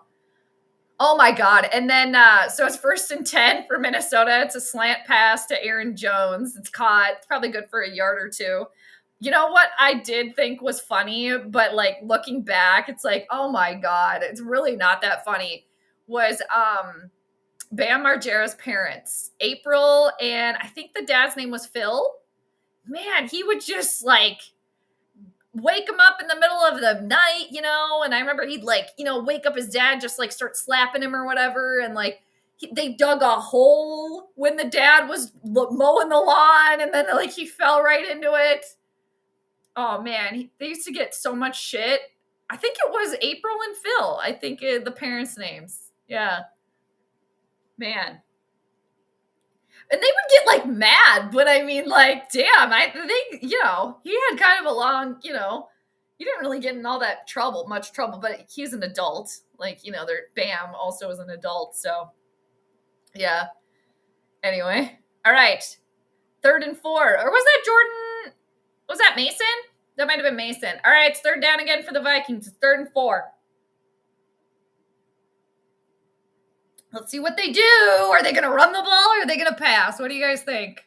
Oh, they're passing. Ah, and it's not good. Okay, Kevin. All right, I've had enough. This is what I got to do, you guys. God. All right, I got to do it. Hold on. I'm going to try to find it. All righty. Let's see. Let me see if I can find it. Let me see. Oh, I think I found it. Hold on. You guys, I got it. Here.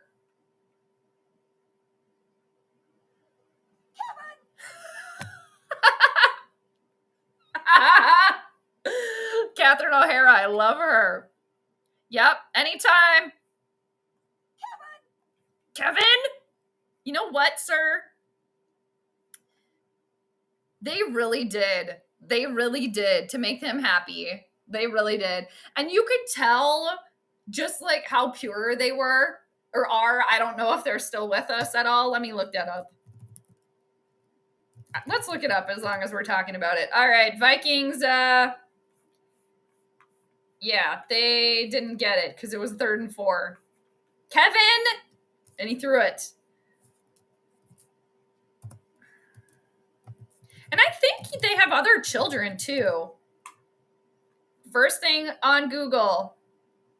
Aw, Phil and April Margera are currently retired from their public entertainment roles. This is the AI overview.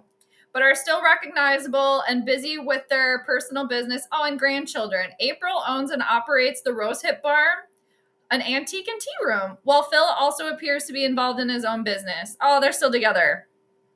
Nice. Frequently seen by fans and recently featured in interviews and podcasts discussing their life. It looks like April is on Instagram too. Well, I'm glad that they're doing well. That's good. Nice. Yeah, I did always like them. I like seeing them. Man, they really did put up with a lot of shit. Oh. They have been seen together at their home as shown in this Facebook post from June 2025. All right. I'm glad that they're doing well. All right. Good deal. And I think, Bam was kind of going through some struggles and stuff there too. So let's look him up too. I think he's a dad now. He's a Libra, actually. He was born September 28th. Let's see. Oh, he's been married a couple of times. Let's see. People ask, what happened to Bam Margera? Oh, okay. It looks like he went through, he had kind of going through some bad health there. He had seizures, severe pneumonia. Margera stated that he went under a 3-year treatment process to achieve sobriety and improve his health. He has been focusing on his well-being, which is including regaining his skateboard abilities. Okay. All right. All right. Well, yeah, I hope they're all doing well there. The worst was when that guy ate the yellow. Oh, God. Ick, right? Ugh. God, the shit that they did on there. Oh, my God. All right, Bears. Oh, Caleb Williams. Oh, he almost got sacked. He just decides to run it himself. Whoa. We got one of the Bears coaches going down. All right, it's going to be second down. Second quarter, Vikings up 3-0. Man. Oh, Caleb barely avoided the sack. Barely. Literally twinkle toes out there. All right.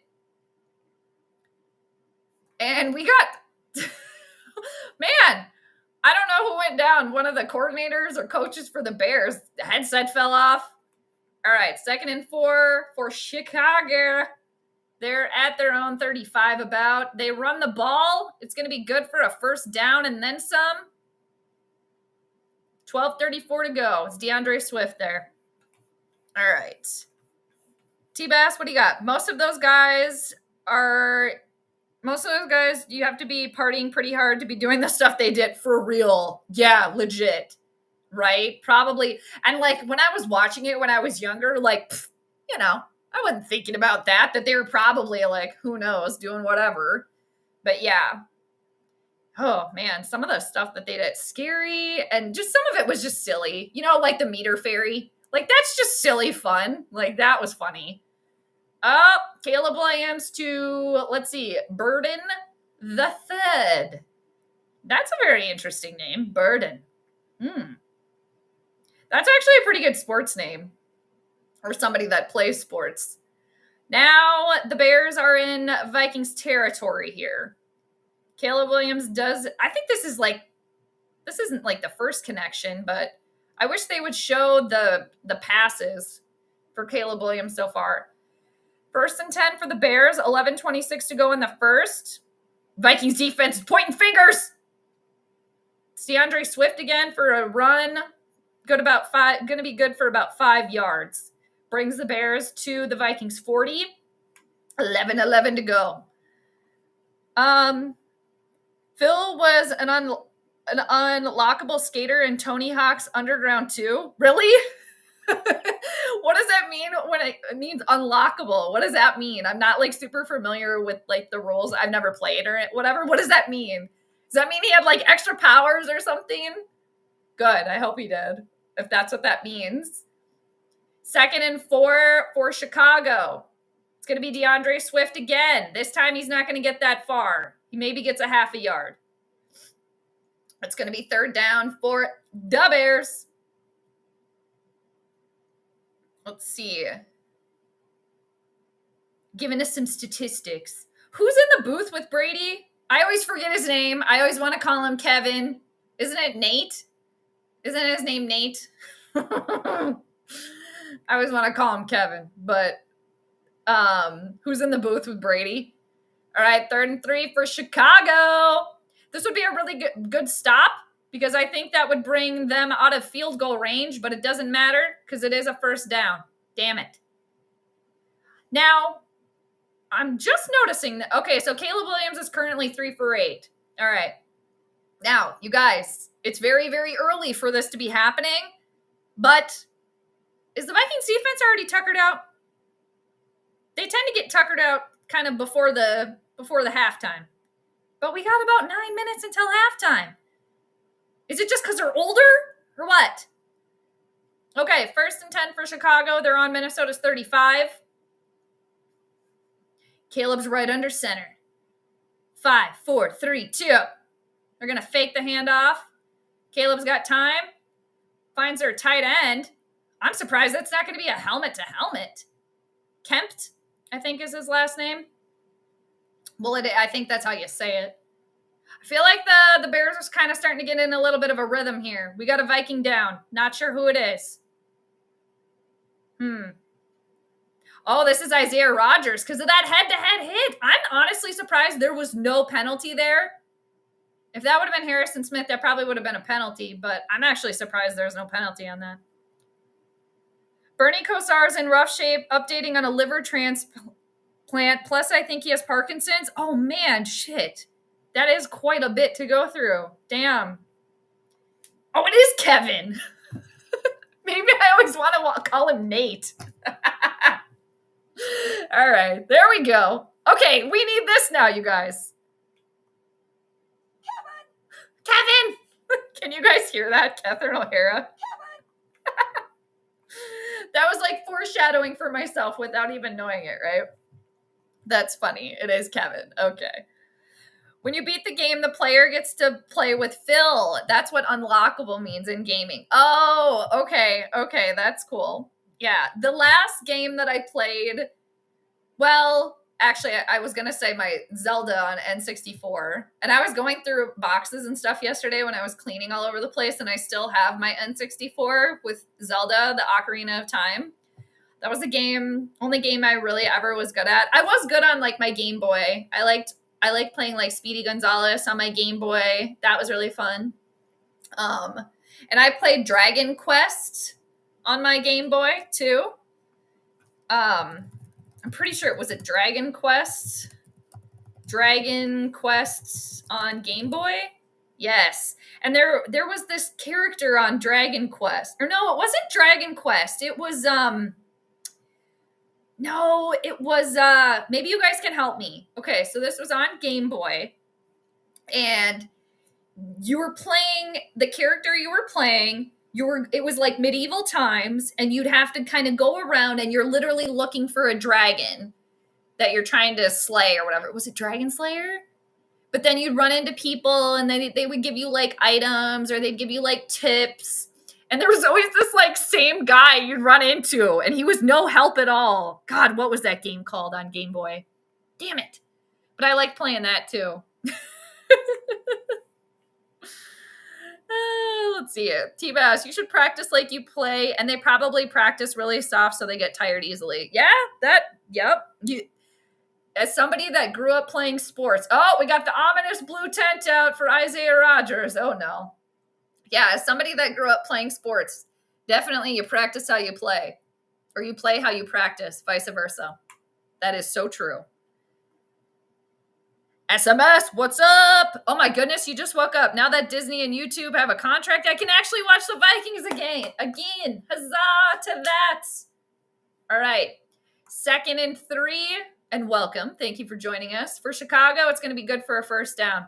So there's a lot of stuff going on today with the game, numerology-wise.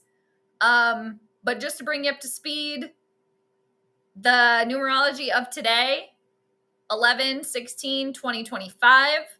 You add all those numbers together, you get the number 18. Caleb Williams wears 18.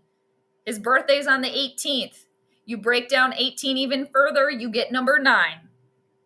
So, interesting there, huh?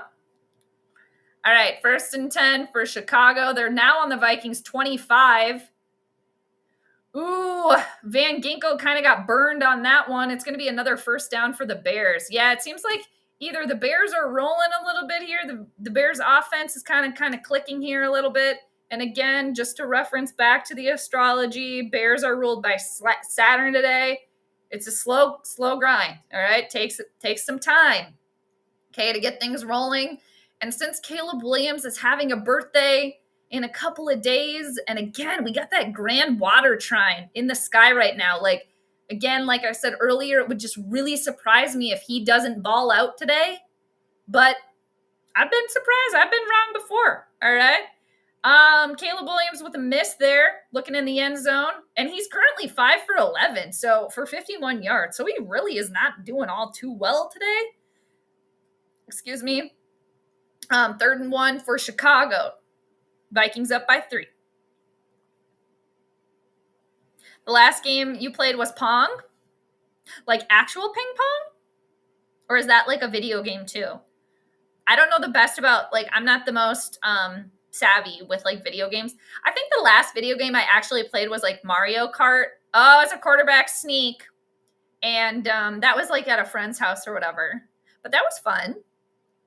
But yeah, the only game that I've been good at was like Zelda Ocarina of Time. I was good on that one. Let's see. Breaking news. Grand Theft. Oh, see, I know what that is. I do know the GTA. The Grand Theft Auto 6 is delayed again. Release date is November 2026. When was it supposed to be released? And I'm so surprised that there's not more of those, actually. I actually have played Grand Theft Auto in the past, too. 1st and 10 for the Bears. Is DeAndre Swift again? And that's a great name, too, for sports. I mean, it's just a great last name in general, but that's a really good last name. Hey, Grim, how you doing? Good to see you.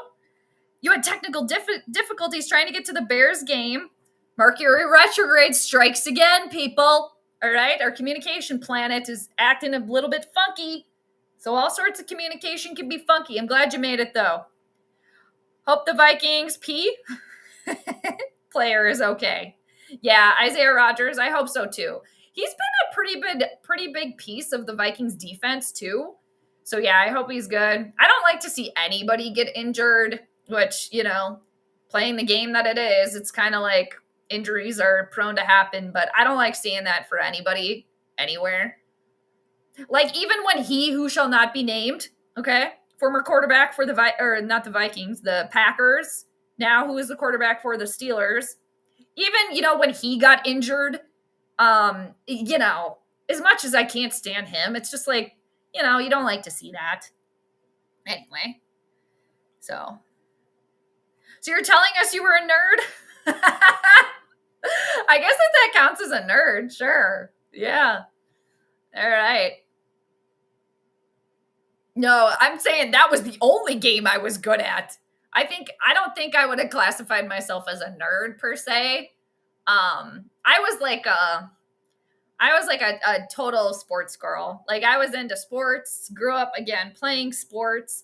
And then but I always also did theater and acting. So I was kind of in the mix of both, you know? But yeah.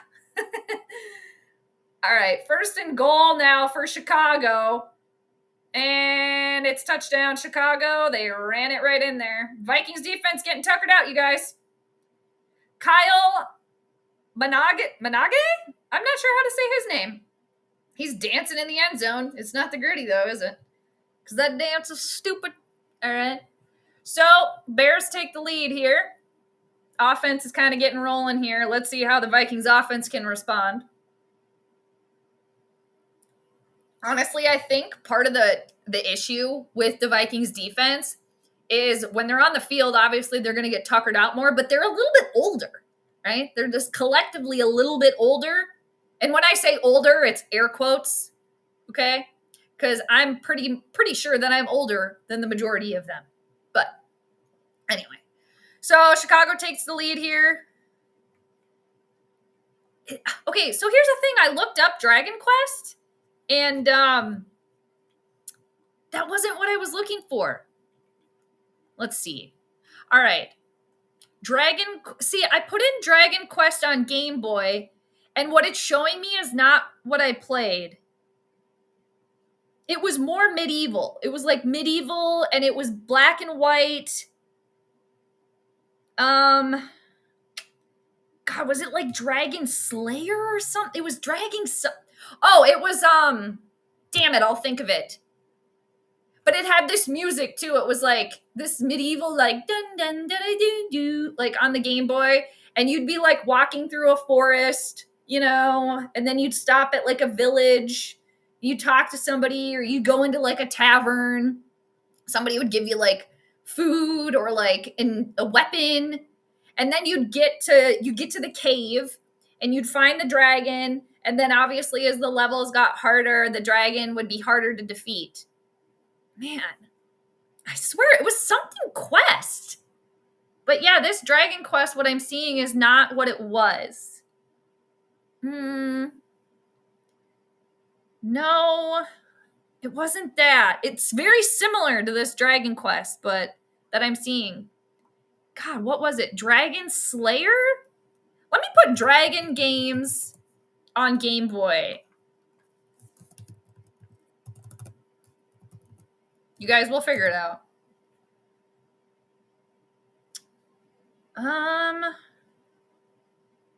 Man, you guys, I'm so surprised. Double Dragon, no. Now I'm getting a whole bunch of pictures of the Dragon games for Game Boy. None of these are it. It was like black and white. And it was like, damn, what was it? Yes. I can tell how Rogers went down and he pretty much got knocked out. Yeah, shit. He was probably seeing the Tweety birds, right? Yeah.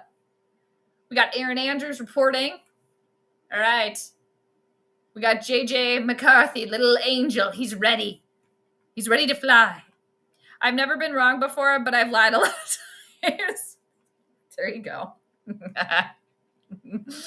There you go. I see what you did there. Oh, okay. Pong was the first video game. That's cool. I will say I do like playing ping pong. Ping pong is fun.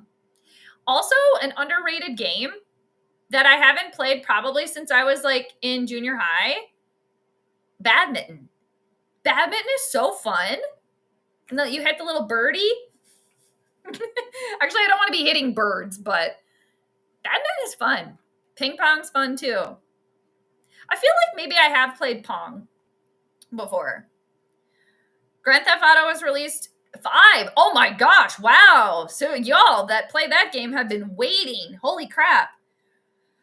Really, does Rockstar Games need 13 years to make another one? Right? Exactly. They're really taking their time. All right, so Vikings offense back on the field. They start on their own 20.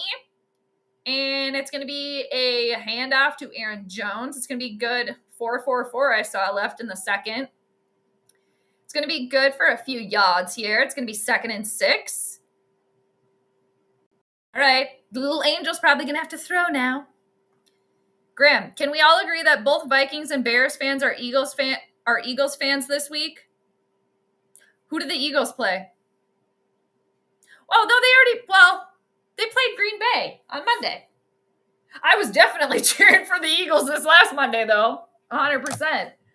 Yeah, because I did the astrology chart for it. Oh, man, the angel has hella time. Finds Aaron Jones. Going to be good for first down. Yeah, that was Monday. Green Bay versus Philly. Yeah. I had Philadelphia winning by 1-9. And the Eagles won by 3. But yeah. We got to bear down. Literally. All right. Let's see. Pronunciation. Mununge. Oh, Mununge. Okay. Nice. Thank you. My best sport was definitely basketball. Yes, that was my best sport. I started playing golf when I got older. I think I was probably like a junior in high school, maybe. And I didn't ever join golf or whatever because I played fast pitch softball. I was pretty good at fast pitch softball too. But I kind of wish that I would have actually played golf, gotten into it. Because I think that I could have been pretty good, especially because, I grew up and I danced for many, many years. I did ballet, tap, and jazz for the first 6, 7. I was in dance for many, many, many years.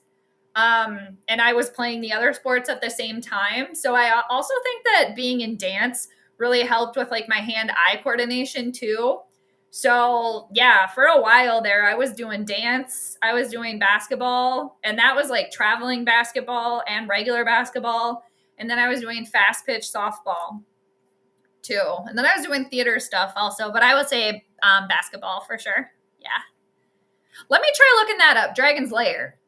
I don't think it was Lair. I just remember Quest. Oh no, the angel threw a pick, you guys. Uh-oh. Oh no, the little angel, he hit No. And you know what, you guys? I will say that I'm a little surprised that McCarthy is not necessarily playing so well, just because he's an Aquarius that's ruled by Saturn, and Saturn is getting part of this grand trine right now. However, like I said earlier, JJ McCarthy is an air sign, or he's a sun in Aquarius, and that's an air sign. And all of this really powerful grand trine energy is happening in the water signs. So Caleb Williams, again, is a water sign, you guys. He's a Scorpio. So let's just circle back to that. And if you guys are interested too, I did kind of talk more about that for those of you that are just joined. I think the majority of you have been here the whole time though, but I did talk way more about that at the beginning of the stream if you are interested. So now, unfortunately, with the Angels interception, the wings got clipped there. All right. Now the Chicago Bears find themselves on the Vikings 25-yard line, basically already in field goal range here. But yeah, that's not good. Man, it's like he was throwing right at the same time as him getting tackled. It's just, ugh, man. He was looking for Justin Jefferson, and no, not happening. Yeah, let me look up. I don't think it was Dragon's Lair. I just remember Quest being in the name. But let me look.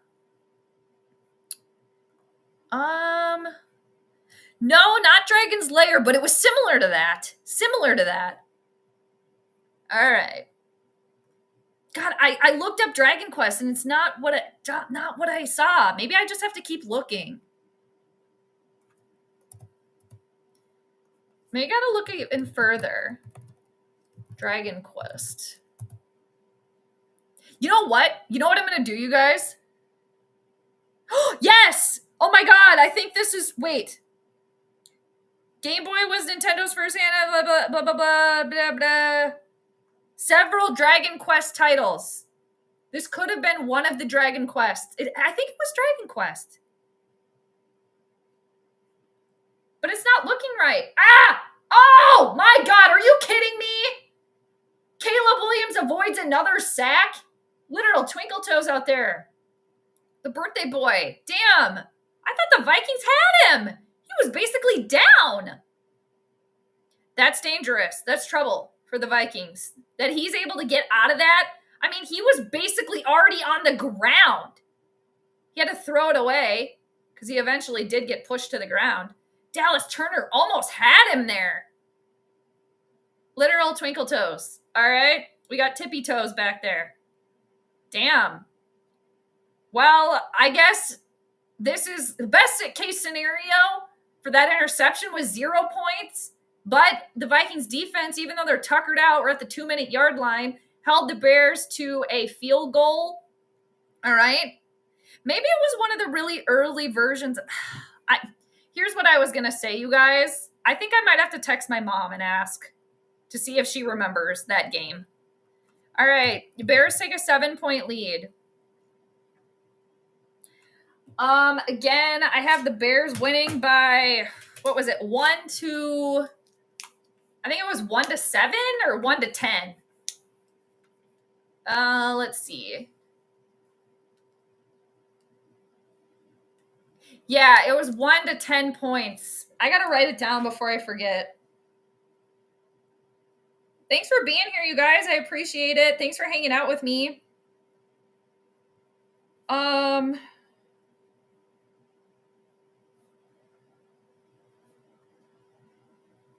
I got to write it down before I forget. I did also have a note here in regard to the Bears being ruled by Saturn and Saturn ruling karma. All right. And I wrote next to it, coming like the Bears looking for the karma from week 1 from the first game, because obviously the Vikings won the first one. So, but we'll see. There's so much game still to be played, you guys. Please, I hope I don't not getting the hiccups. I mean, there's worse things in the world, but I looked up Dragon's Lair. That wasn't it. No. Oh, God, you guys. I really appreciate your help. It's just like, if I could just... I don't have my Game Boy anymore. But again, it was in like black and white with gray, and it had this like, let me try to, hold on. I'm going to try to find it somewhere else. It had this like medieval music that I really enjoyed. It was like dee bum bum ba da da. It kind of sounded like Game of Thrones a little bit, but it was like that harpsichord or something, or like a 12 string, or like a nylon guitar or something like that.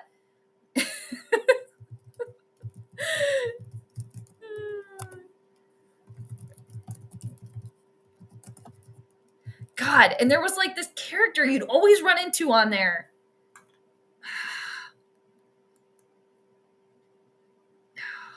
I keep putting in Dragon Quest, and it's not that. There's too much color in this.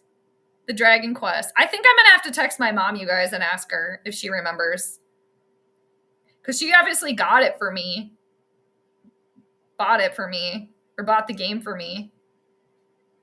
And she totally, because I used to play it in the car and stuff. Damn it. I'm going to have to ask her. I'm going to text her and ask. All right, so 2-minute warning, you guys.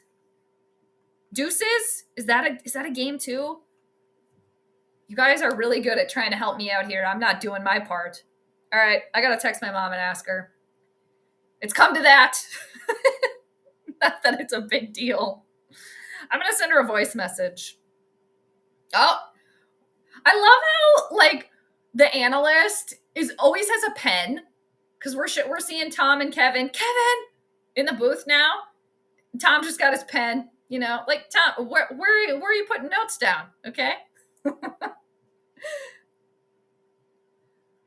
Okay, I'm streaming right now, and I'm talking about the game that I used to play on Game Boy. What was the name of that game where it was like Dragon Quest or something? And then I'd always run into that one character, you know, he's never really helpful. And it was in like black and white, and it had that like, you know, kind of Renaissance festival music. Everyone in the chat is trying to help me figure out what it is. We've looked up Dragon Quest. That wasn't it. It was something Quest. Do you remember what that game was on the Game Boy?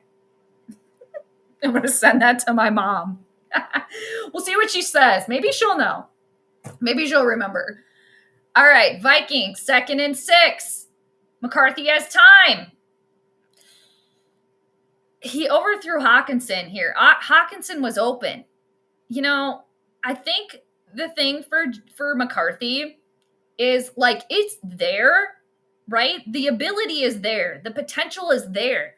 I think he, you know, like maybe mentally, because it goes fast. Obviously, I know he can't like take a moment, like when the game is happening, but like inside, intuitively, maybe just like take a breath, take a moment, pause quick. Like, so he's like so quick to get the ball out, but it's like, if you have like that extra half a second to make it more accurate, take it. All right, here we go. He's listening. He finds a very wide open Justin Jefferson. All right, so again, both teams have all of their timeouts. Vikings are down by 7. Chicago is going to get the ball after halftime. Jefferson's just like, let me get in the end zone. Let me do it. All right, so with that, now the Vikings are on the Bears 35. McCarthy looking for Adam Thielen. Adam Thielen has a yellow shoe, you guys. He's got one yellow shoe. He's almost back to the original yellow shoes. That's why I always say there's an Adam Thielen shoe on the field, all right? Because of Adam Thielen's old shoes. He used to wear yellow shoes. It's just like, you know, the passes, they're so close to being there. So close.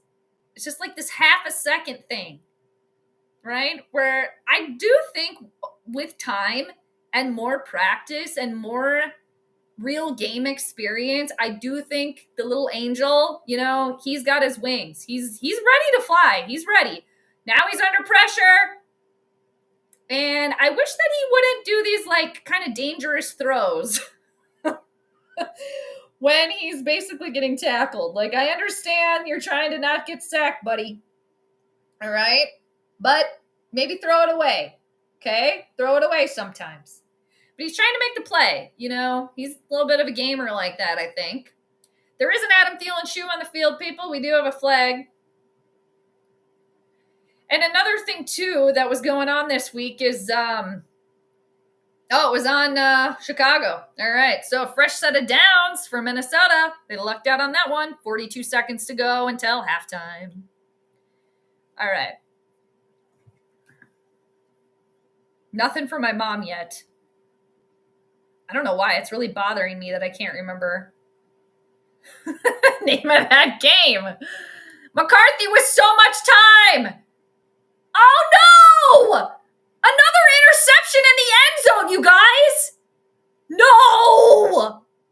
Oh no! That was a dagger right there. The Angels' wings are getting clipped all day today, people. Oh no. Let's see. He was looking for Jordan Addison. Oh man. Oh, that's rough. Oh man, I was looking at the people in the end zone too that were watching. They went like this. Oh, the little angel, the cherub. You know, I see, you know, the effort's there. I get it, you know, but shoot. He's throwing F-bombs, the little angel's throwing F-bombs, and he's covering his mouth. Probably because he heard us talking about it, you know, last time. It was like anytime they panned the camera over to him, he was throwing the F-bomb out. Ooh, that was a dagger for the Vikings right there. Yeah. All right, we might have to pull up the chart again. There is another flag, though. All right. Unbounded potential, he has not accomplished anything yet. This is very true. You are very right. Very right. That's, you know, too, also that can be associated with Kevin O'Connell because, like, all of this, like, he's never won a playoff game as the head coach for the Vikings at all. So I think a lot of that, you know, stuff for Kevin O'Connell the first couple of years there, like the coach of the year, I think that was a little bit of a fluke, kind of flying under the radar.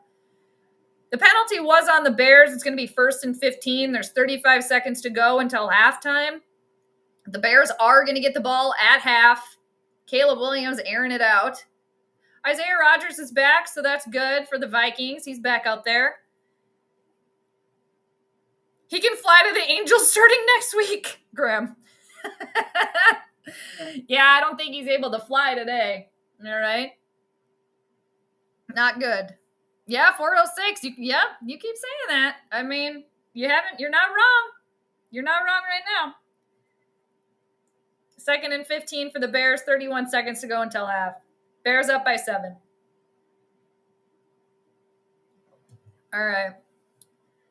Caleb Williams to Kempt again. It's going to be good for a first down. Both teams do have all their timeouts remaining. I don't think the Bears are going to waste this opportunity at all. All right. I'm a few seconds behind, so you're my favorite fortune teller. Oh no, I don't want to ruin it for you though.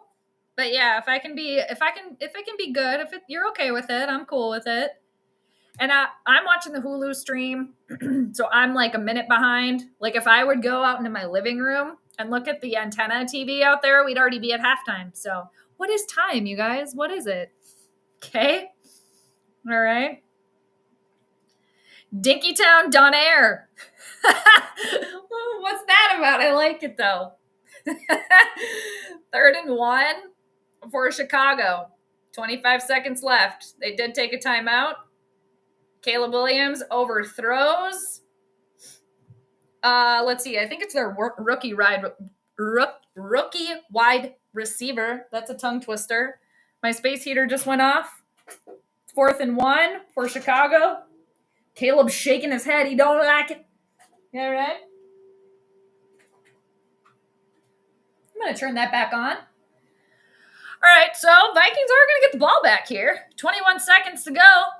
Maybe Miles Price can run it back. Or are they going to fake it? Nope, they don't fake it. I'm waiting for a fake punt. All right, Miles is on the move. Just hang on to that ball, Miles. Hang on to it. We got a dog pile out there. All right, 10 seconds to go.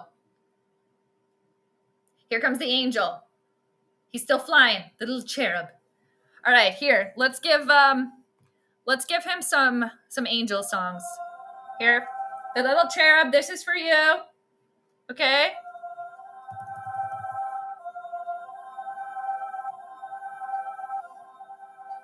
All right, there's some. I do still have a couple pickles left, so we could get the pickle power going up in here. So do you remember what your astrology said when the Vikings first drafted McCarthy? I'm curious. I don't think I did. I didn't do like a chart for like the draft or anything. I didn't do anything for that. You know, I didn't. But oh, they're trying to trick play. No! Ah! They're trying to keep it alive. Actually, they're trying to keep it alive. Well, that's the end of the court. It's halftime, people. All right? Vikings, they need to go regroup. Maybe change their diapers. I'm not sure. Okay? Vikings defense, they're tuckered out. They need to take a breather. Let's see.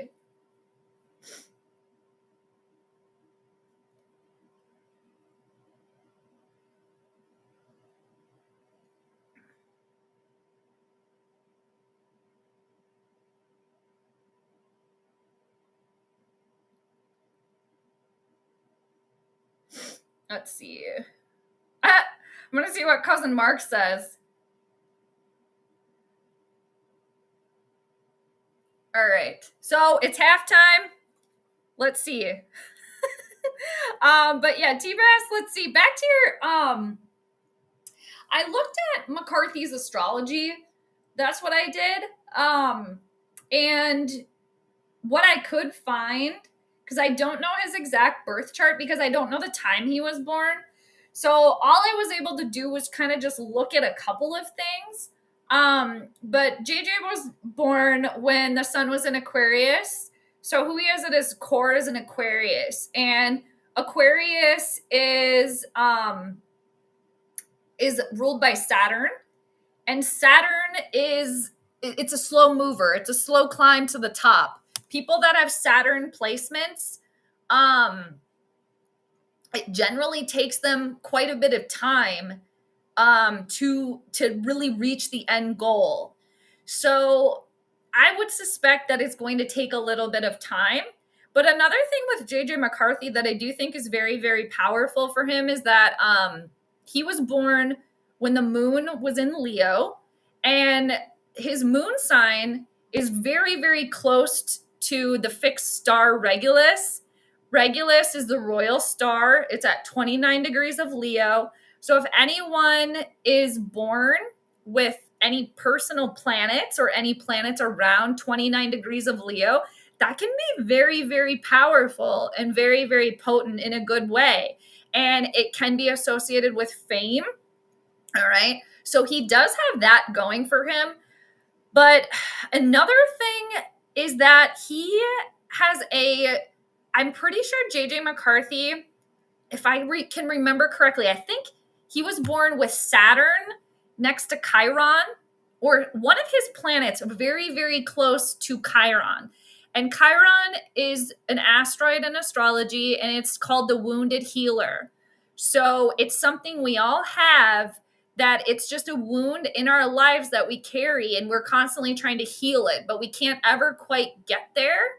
So the fact that he has a planet right by that could be part of the explanation as to why he's kind of dealing with injuries a lot. All right. So anyway, Dragon Heart. Oh my God. Dragon Heart. See, I thought it had Quest in it. Dragon Heart for Game Boy. Let me try to find it now. Oh, yeah, because it was a movie. Oh, my God, I was getting stuck on the Quest. You guys. Here it is. Oh, my God, here's the game. Yes, Summer Home. Thank you. Oh, my God, you guys, here it is. We finally found it. Thank you. No pickle power. That's funny. Lou Holtz once said, when a team tries tricks plays against you, they don't think they can beat you. Straight up. That's interesting. I like that. I feel like that has been kind of true thus far. All right.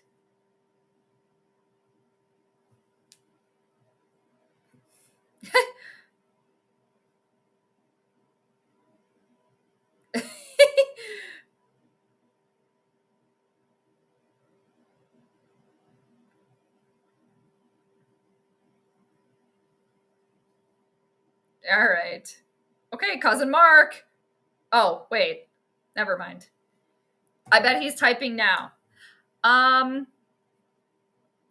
hi. How are you doing? Thanks for joining.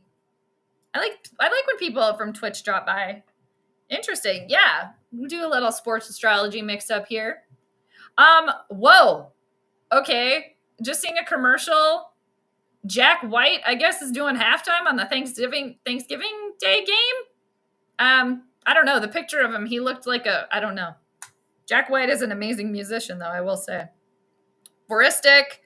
Who do we blame for the offensive issues? Well, who's a play caller? Who is it? All right. Who is it? Who is it? Kevin O'Connell, you guys. And again, Kevin O'Connell being mercurial. He's dealing with that Mercury retrograde right now, like we all are. So, yeah, I think that's part of it too. All right. Yeah, but I think it goes back to the coach. All right, I'm trying to pull up the game here, you guys. Okay, here's the Game Boy game that I was talking about. Oh my God, somebody put it on YouTube. This is it. This is what the game I was talking about, Dragon Heart. All right, Summer Home, thank you. Okay, so here's the game, and it had this like music. Maybe we'll see it. All right. All right. Oh, wait, I'm on the wrong thing. Where am I? Oh my God. Okay, here we go. And quite impressive in that regard. Oh, somebody's going to talk over it. 8 missions. Each stage Can you guys hear the music outdoors, though? where Bowden must first explore his surroundings. Yeah. Oh, here's the music I was talking about. Smooth and fluid for a Game Boy title. By using the D-pad, you can move Bowden forwards and backwards. Yeah, Bowden was the character. Pressing left or right this was the game. To turn on the spot 90 degrees, allowing you to change direction. Yeah, you'd have to be like. Although each step is essentially just loading. Yep, and then you'd run into a little village. The frames load just about fast enough to make you feel like you're walking around in a 3D environment. Yep, you'd have your little sword. NPCs walking around. Yeah, this was the game, you guys, on Game Boy. In the distance to help the illusion. Like I said, and the music. Quite an impressive sight to see on the Game Boy. In each area, there will be the aforementioned NPCs milling about, one of whom will always be Brother Gilbert. Oh yes, Brother Gilbert! Seriously, that's who I was talking about. You'd always run into Brother Gilbert. You'd be like, oh my God. And you wouldn't know. It would just be like a person. So until you talk to the person, you wouldn't know. And it'd be like, oh, there's a person. And you're like, oh my gosh, it's Brother Gilbert again. He's not helping me. Possible to wait in the film. Try saying that 5 times fast. Gilbert follows Bowden around as a sort of medieval groupie. He rarely... Yeah. You would have an option to tell Gilbert to stop following you. That is so funny. Oh, shit. That's funny. All right. That's hilarious. All right. I'm going to go ditch my coffee. All right. We got Cousin Mark update. All right. I'm going to go to the bathroom quick, and then I'm going to take my coffee away. I might grab something to eat, a snack. And then I'll read you guys Cousin Mark's update, his halftime message. All right? Take a sip of my water. Cheers, everybody. All right. Graham, I'm going to come back to that comment. I'll be right back.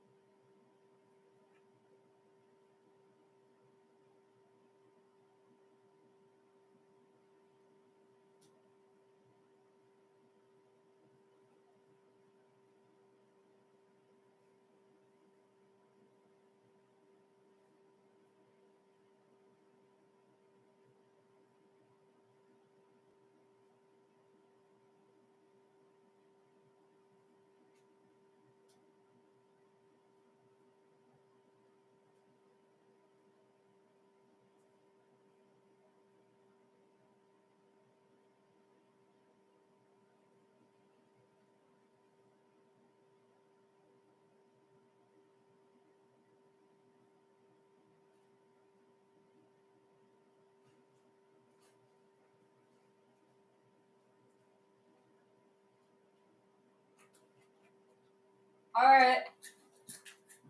I'm back. I got a snack. Okay. Grim, you might want to throw some good juju in the universe. Flores was up before for the now vacant Giants job. He might get another offer. Yeah. To be honest with you, Grim, I'm surprised that Brian Flores is the defensive coordinator this year.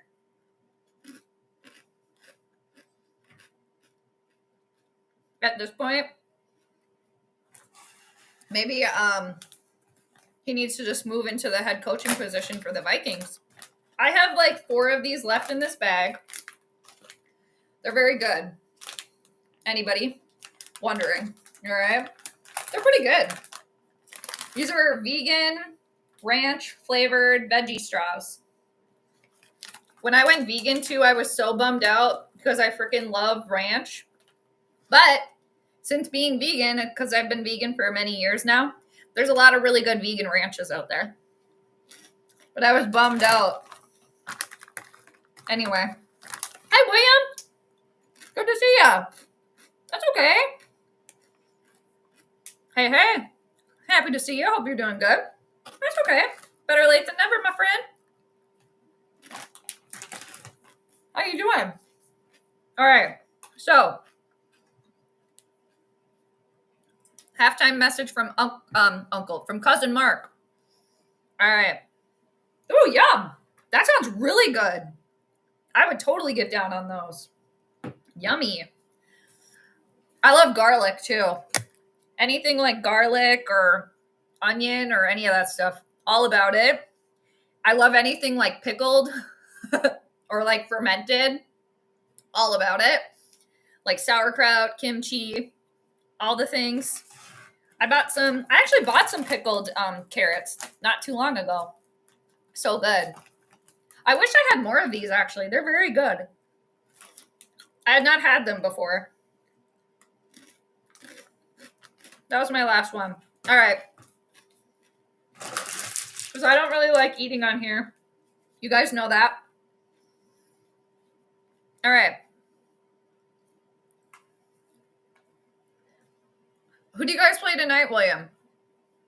Who you guys got tonight? All right.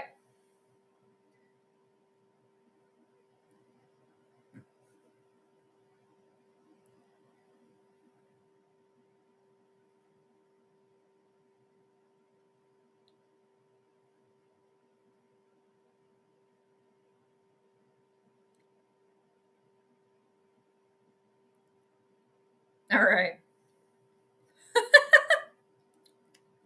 Okay. Cousin Mark update, you guys. Here it comes. Halftime. Accuracy.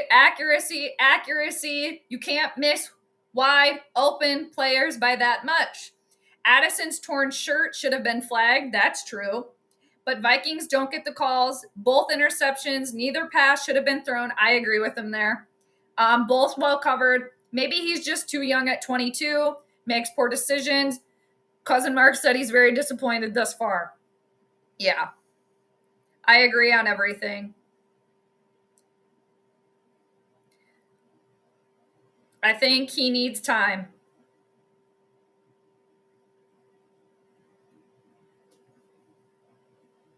I also am agreeing.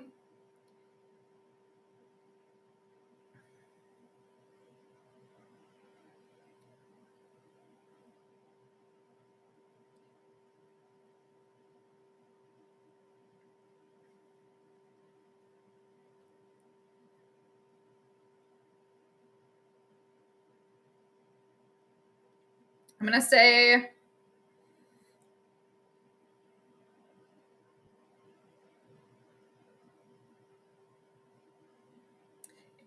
all right.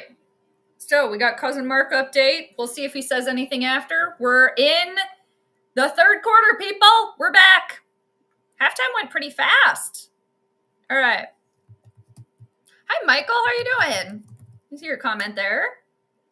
We're in the third now, people. And Bears got the ball first. They start at their own 29. 1st and 10. Bears up by 7. They're handing it off, and I think they lost a yard. So the Vikings defense shouldn't be tuckered out now that they had a break. All right. Let's see. Hey, Jade, how's your morning about going? What are you eating? I was eating these veggie straws. Yeah. I only had a couple left, though, but they're quite good. My morning's been good. I was kind of in pet land all morning. Went for a walk with my dog. It's a little bit crisp over here. A little bit crispy out. But yeah, that was good. Playing with the dog. I looked at the astrology chart a little bit this morning for the game. Damn! This bear cannot be taken down! What is happening here? How many people does it take to tackle him? Holy crap! Is that DeAndre Swift again? No, that was Odunze. All right. Wide receiver, Caleb Williams. I think the ball hit a Viking helmet, too. Damn. All right. The Bears are looking like they don't want to waste any time here. I think the Bears offense is like, yo, the Vikings defense, they're either old or they're tuckered out or both. Not really sure, but we need to capitalize on that. And I think they came out of the den here ready to go. You know how you guys, you see bears after hibernation, they're just like, like coming back to life? No, I feel like the Bears right now had a salmon feast at halftime, and they're ready to go, and their claws are out. 2nd and 2 for Chicago. They are now in Vikings territory, and it's going to be another attempt at a run, and it's going to be short. It's going to be 3rd down for the Bears here. But yeah, it's going good. Going pretty good. Going good. So far, so good. But yeah, because I have my dog, and then I'm fostering a kitten right now. She's doing good. I do have pretty litter for the kitten, and it's saying that there's high alkalinity a little bit when she goes to the bathroom. So I'm wondering about that. I'm going to kind of monitor that situation. But other than that, it's going good. 3rd and 2 for Chicago. They're running the ball, and it's good for a 1st down. Metellus and Van Ginkel finally take them down. 12:23 left to go in the 3rd. 1st and 10 for Chicago. But yeah, Michael, it's always good to see you. How are you doing? How you been? Yes. I have Mars. Yes. I really try to only buy like chips with avocado oil. I really am trying so hard to stay away from like the seed oils. While I guess avocado technically could be considered like, I don't know, it's a fruit, I guess, but yeah, I'm trying to stay away from like canola and stuff like that. But yeah, so tasty. Actually, I have a few bags of chips in my snack cupboard right now, and all of them are avocado oil. So good. Because I do like a chip. I do like to snack. But I have a sweet tooth too, you guys. But I'm trying to like not eat sugar. But that's really hard because it's in everything. And that's one of the things I did yesterday. I was like cleaning all day, and I juiced a whole bunch of stuff yesterday too. 2nd and 5, high snap to Caleb Williams. Has time. Pass is complete. Vikings are saying he dropped it. Let's see. Vikings are saying it hit the ground. 11:11 left to go in the 3rd. I think there's going to be a little bit of a review here. Oh, Dad threw out the challenge flag. Dad's like, I'm not happy with this. I will say that's a good decision to challenge that. All right. Let's see. Oh, thanks, Michael. You know what? If you want to know about this sweater, this was actually one of my grandma's. Yeah. So I like it. And obviously it reminds me of her. So yeah, thank you. And I like the green because I like wearing green. But yeah, I like the little snowflakes on there too. And it's comfortable. Vikings are going to challenge. Oh, yeah. That's why somebody said earlier we're rooting for the Eagles tonight. I don't remember who that was, but I was like, no, the Eagles played Green Bay on Monday. Like, they won. All right. Very good. I do like Detroit, though, and I don't like the Eagles. Well, you may already know that. But I'll tune in for a little bit, I'm sure. And I guess I just hope for a good game. I might have to look at the astrology chart for it because like I was saying at the beginning of the stream today, this last week, I did a bunch of chart readings for the Timberwolves. I did Monday Night Football. I did, I think, Sunday Night Football last week. I did the Timberwolves game last night. Let's see. Yeah, I did the Wolves at the Kings on the 10th. I did Green Bay at Philly. I did Wolves and Jazz. I did Wolves in Denver. Let's see. Yeah, so I was trying to get some more practice in for the astrology chart. Anyway, so yeah, I might have to do that one tonight too. Just take a little peek at that. Hi, Ryan. Good to see you. Thanks for stopping by. That's all right. You guys can stop by whenever. Good to see you. Good to see you. How you been, Ryan? Hopefully you're having a good week. JJ needs to relax. Yes, I agree. I was actually kind of making mention of that a little bit earlier too. Just like, I know it's hard to like, obviously things happen so fast in the game. Like you can't really like take a second, but just if he can like mentally just like pause and then throw, right? Or something like that. Just kind of keep the poise. Like you said, just kind of relax a little bit. Like it's like within reach. It's right there. Just kind of have to like Tinker Tailor Soldier Spy it a little bit, you know? But I agree. Yes, just relax. Stop stealing the balls. Yep. Michael, Bears offense and team as a whole looking to get their back on the Vikings. Yep, after they lost to them in week 1. Michael, I actually made mention of that too earlier. Because the Bears are ruled by Saturn today. And that's one of the notes I had about Chicago being ruled by Saturn. You guys can't really see it. Karma, right there. It's hard to see, but I do have that in my notes. Karma, because Vikings won the first matchup. I have that note exactly written down.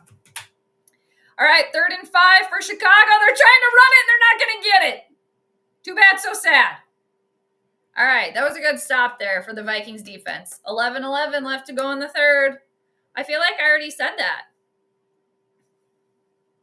Did the clock go back? Oh, man, there was total face mask going on there by Redmond. Holy crap. Wow, Vikings lucked out with that one there. I will say that. Maybe that makes up for the no call on Addison's jersey in the first quarter. All right, 4th and 7 for Chicago. It's a 54-yard field goal attempt. Chicago's looking to go up by 10, and they get it. It's going to be good. All right. And again, for those of you that just joined, there was an interesting chart today because it had to do, things changed drastically depending on when kickoff was today. So there was a lot of notes that I went over. If you're interested, you can go back to the beginning if you want. But the kickoff was before, it was like 12:02-ish, something like that. It was kickoff was at 12:02 and 53 seconds. So the chart changed drastically. If kickoff would have been at 12:03:35 seconds or after, I actually had the Vikings winning because things just changed drastically. But since it did not and kickoff happened before that, I do have Chicago winning today by 1 to 10 points. So we'll see what happens. But anyway, let's see. We got a modem, so we had to set up for my laptop. Oh, okay. Very good. Hopefully everything's working properly. Yeah, the fireplace, Kyle is hell to try and stop. The fireplace. Is that what they call them? That's hilarious. Ethan, Elvira. I say hi back. Is that a pet of yours? Do you have a pet named Elvira? I love that name for a pet, if you do. All right. Like the Mistress of the Dark or whatever, right? I say hi back. I love that name. You've been doing pretty well. Your Saints are on a bye week. Oh, there you go. You get a little bit of a breather. Michael, do you have any teams that you cheer for, like when the Saints are out, or like a second favorite team, like when your team is out or anything like that? And two, after you guys beat the Panthers last week, and Tyler Shaw, am I saying that right? Shaw Show. Kind of like dough with an SH, show. Was doing his thing, just enjoying the football games this week. Nice. There you go. Mm-hmm. I'm rooting for Detroit, admit it. Well, okay. If the Vikings end up losing today, I mean, their playoff chances, I mean, there is always a chance, right? Anything can happen at any point in time. But if the Vikings do lose, you know, probably rooting for Detroit. Yeah, you caught me. But I hope it's a good game. I really hope it's a good game, entertaining, no injuries and all that good stuff. So, and may the best team win. And you know what? Whoever wins that game, Detroit or the Eagles, that's fine by me, you know? Whatever. As long as there's no freaking tie. I hate ties. Okay, I think they're stupid. Oh, it was really nice. You're representing your grandma. Well, definitely love the snowflakes. Yeah, for sure. Getting into the early Christmas spirit there, Jade. Love to see it. Yeah, definitely. There's a flag. We got an Adam Thielen shoe. All right, it looks like it's going to be on Chicago. Let's see. Oh, holding on the Bears. Tee-hee. Man, I don't know, you guys. As time continues, Kevin O'Connell, a.k.a. Dad, he just looks even more and more disappointed. Wow, there was some heavy holding there by Minnesota, too. Okay. But yeah, but I wear this in the winter or in the summertime, too. But yeah. Anyway, so yeah. Yes, very good. Okay, Ryan, too. What's interesting, because I know you joined late, the numerology of today, Ryan, if you add 11, 16, and 20, 25, if you add 1 plus 1, you know, etc., if you add all those numbers up, it equals 18. And in numerology, you have to break it down even more. So who wears number 18, though? Caleb Williams. Caleb Williams also has a birthday on Tuesday. But if you add 8 and 1 together, what do you get? 9. So, kind of interesting numerology for today. So, I don't know. And as time continues, I mean, we'll see. So, we'll see. But yeah. JJ, the angel, the wings have been clipped a little bit today. But the angel is still flying. All right. It's going to be a run the ball. All right, Kevin, are you going to decide to run the ball now? Aaron Jones, good for a first down for the Vikings. Vikings down by 10. 9:34 to go in the third. Let's see where they are. Let's see. Can't really tell right now with that view. Good news from my favorite portion. You're funny. All right. Vikings are on their own 30-yard line. 1st and 10. JJ right under center. Aaron Jones in the backfield. We got Addison over there. Jalen Naylor. They're going to run the ball again. Why not? Aaron Jones has been doing pretty good. It's going to be 2nd and 5 or probably 2nd and 4. See, even the universe wants the Bears to win. Well. Fewer plug. What? What are you correcting? Instead of fireplace? The plug? A fire plug? 2nd and 4 for Minnesota. Jones in the backfield once again. We got Adam Thielen on the wing. Adam Thielen moving in. It's going to be a toss to Aaron Jones, who's running on the outside. Ooh, he gets close to getting there, but it's going to be 3rd down. It's always freaking 3rd down with this team. All right. And as the clock keeps moving, this is one thing that I don't like with Minnesota. They do this all the time with the Vikings, I guess, is that, like, I know there's a whole quarter to be played, but it is the 3rd quarter. We're almost halfway through the 3rd quarter, and you still have not gotten in the end zone, and you were down by 10 points. You don't need to be kind of, let's keep it moving here, okay? There was an Adam Thielen shoe. Looks like false start. Hey, only 1 so far. All right. It's better than last week.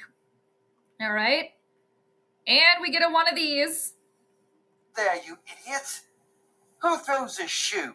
Honestly. The referees do. And Adam Thielen does have 1 yellow shoe. All right. So, My university just did a celebration this weekend for one of our players that graduated spring 25, just signed for the Texans. Oh, that's cool. That's exciting. Wow. That's awesome. What position? I guess you don't have to like give it away or whatever if you don't want to, but that's really cool. 3rd and 7. McCarthy's got time. He overthrows a open Justin Jefferson.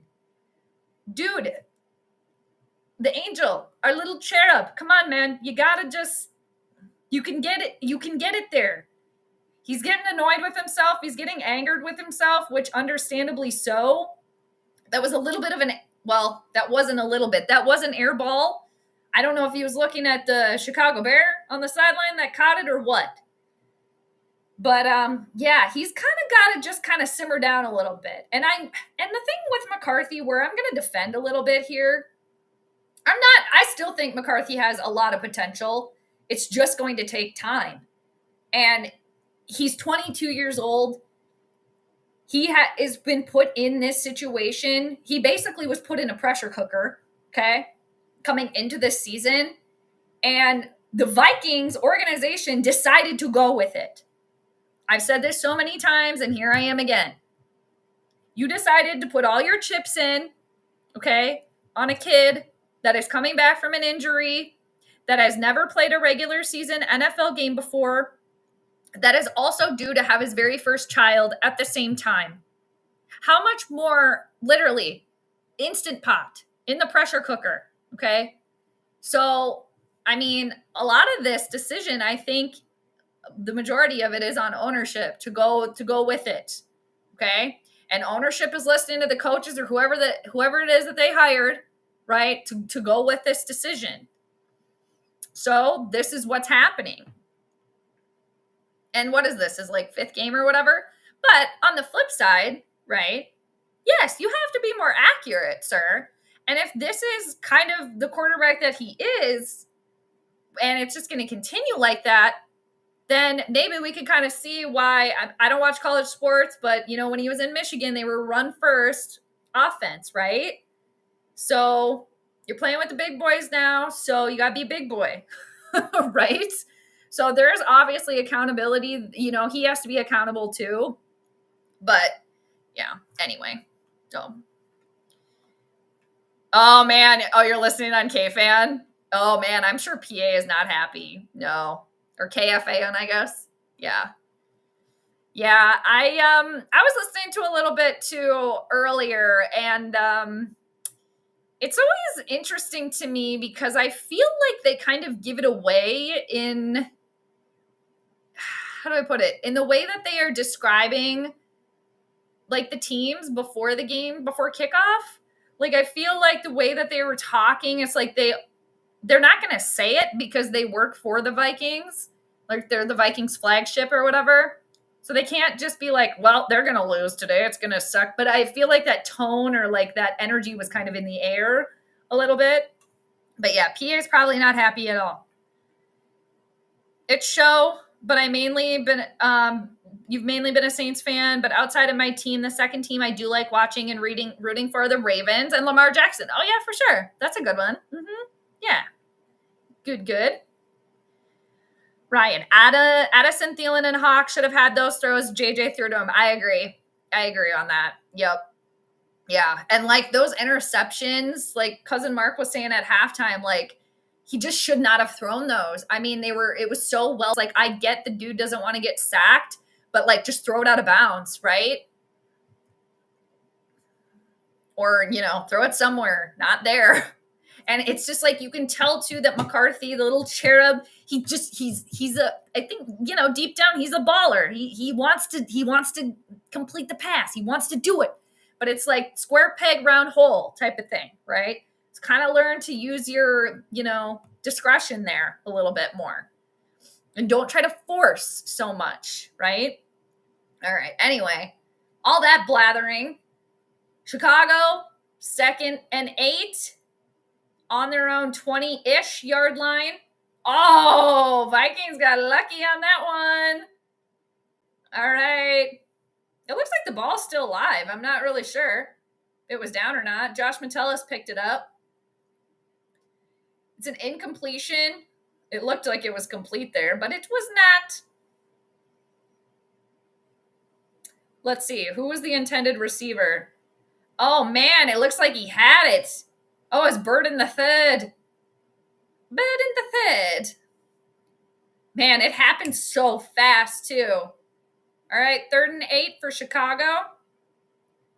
They just added 5 seconds to the clock. That was weird. It went from 6:32 to 6:37. What was that about? What was that? What was that? What was that? Now there's a little bit of a situation here. What's going on? Yeah, and you guys, I'm surprised. I'm seriously surprised that Caleb Williams has not had a better game. I'm very surprised by that. He's only 10 for 21, 102 yards. The birthday boy. All right. No, that's okay. Fire plug. Okay, gotcha. No, it's all good. That happens to me all the time, especially when I'm in someone else's chat and I'm on my phone. It'll always, that happens. I totally understand. No problem. Williams avoids the sack again. Twinkle Toes is on the run. He's just going to go for it himself. All right. He's been Twinkle Toes all day today. There is an Adam Thielen shoe. It looks like it might be on Chicago. Let's see. All right. Penalty. It's on Chicago. It was a legal formation. Illegal. It was on Odunze, wide receiver. Ben Johnson's over there. All right. Talking behind his papers. Can't say anything because somebody might read the lips. Now it's 3rd and 13. All right. Let's see. All right. So the Vikings only have 2 penalties today, and the Bears have 4. So, oh my God, are you kidding me? Burton ended up catching that one, and it's good for a first down. They're going to keep going. Damn. All right.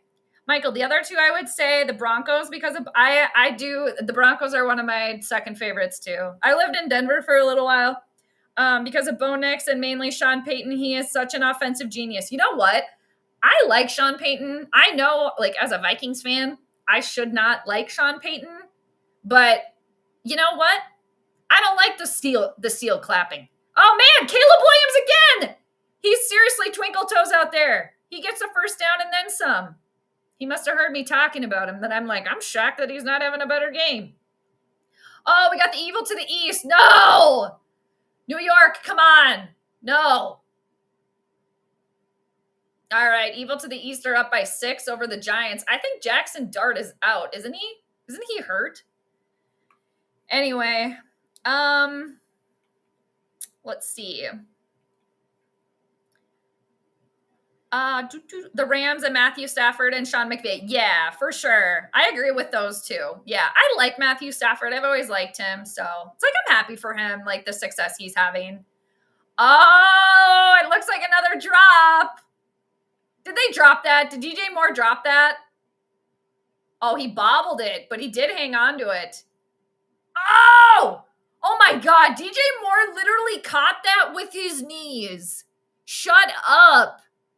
They have had all of these weird, like, catches and, like, sorts of weirdness going on for Chicago. You guys, they're rolling now. The Bears had a salmon feast at halftime, and they know that the Vikings defense is either AKA old, they're not really old people at all, or they're tuckered out, or both. All right? I know, Ryan, I know. Trash can. 406, that's funny. No, really? Ugh. Do I have to refresh? Hey, I'm at CVS right now. Oh, you walked by a pickleball set? That's so funny. Did you get it? Did you get it? I haven't played pickleball since the last time I told you guys. Chicago is running again. Now they're on the Vikings 20. 3:39 to go in the third. Chicago's up by 10. That's funny. Pickleball. Yeah. I actually want to play some pickleball, but I haven't played. Yeah, since, man, it's probably been like 2 months or whatever. My pickleball paddles are just in the back of my car right now, just lonely. Okay. Okay, it's good. All right, good. Let me know if there's anything else weird. You're really, you guys are all really good about that. Mars, you're really good about that. I appreciate it. Mercury retrograde trying to get me. Stay back. 2nd and 5 for Chicago. They're on the Vikings 18. They're running the ball. It's going to be 3rd down. Man, if the Vikings can hold them to a field goal here, like I think if well, you guys already know that I picked Chicago today, but to win. But if Chicago gets in the end zone here, I think that's it. I think that's the claw, okay? That's the claw mark on the Viking, okay? That's the dagger. That's the ship sinking, all right? And I know that we still got a whole quarter to go, but it's almost a 4th quarter, and the Vikings have not gotten in the end zone. So, and I think after today, it's 3rd and 3. Williams with time goes for the end zone, and he overthrows. So it is going to be 4th down. Going to be 4th and 3 for Chicago. Looks like they're going to go for the field goal. I do think that if the Vikings do lose today, I think if I had to guess, the majority of like the vent lines, all of that sort of stuff, I think they're going to turn on the angel. I think they're going to turn on the cherub. I think they're going to turn on him. But again, I think this all goes back to ownership. I think this goes back to, at the end of the day, it goes back to ownership. But yeah. All right, 33-yard attempt for Chicago. It's good. All right, Vikings only down by 13, but damn, that's a lot though still. All right, considering. Okay. All right, Bears 16, Vikings 3, 3rd quarter, a few minutes left to go. Thanks again, everybody, for hanging out. The last NFL team I root the Texans. D'Amico Ryans has his team playing hard every single Sunday, especially the defense. Nice. I like that. You can respect that, right? Oh, too. I forgot. I'm definitely cheering for. So my backups, I have a couple this year. And they change throughout the years. But right now, as it stands, I am still a Trevor Lawrence fan. So I do cheer for Jacksonville and Trevor Lawrence. Like Michael said, the Broncos, I like Sean Payton. And again, he's mocking the seal clapping. I don't like the seal clapping. Sean Payton is also a Capricorn. I'm a Capricorn too. So we got to stick together, our people. And I think, like Michael said, I think he's a good coach. Obviously a winning coach. And I am rooting for Sam Darnold. That's our Darnie. All right. We're still rooting for Sam. I'm glad that he's doing well. So, by proxy, kind of rooting for Seattle there. And I do like Tampa Bay. So yeah, we got a couple there. Anyway, speaking of the Jaguars, hey, yes, Texas, thank you. That's awesome. All right. Jags are leading the Chargers 21-6. Damn. That's not quite similar to this game, but early in the 4th quarter, looks like the Chargers offense lost a few protons today. All right. Go Trevor. All right. Let's see. Winston is playing. They benched. Oh, yeah, that's right. Russell got benched, and it's Jameis Winston now. That's right. Thanks, Grim. Appreciate that. At least to the detriment of our opponents, we are the Bad News Bears. Good movie. I like that movie a lot. Hey, Buttermaker. Okay? Walter Matthau. Oh, R.I.P. Dad and his son are having a heart-to-heart on the sideline. Seriously, Kevin O'Connell and the Angel, they look like they could be father and son.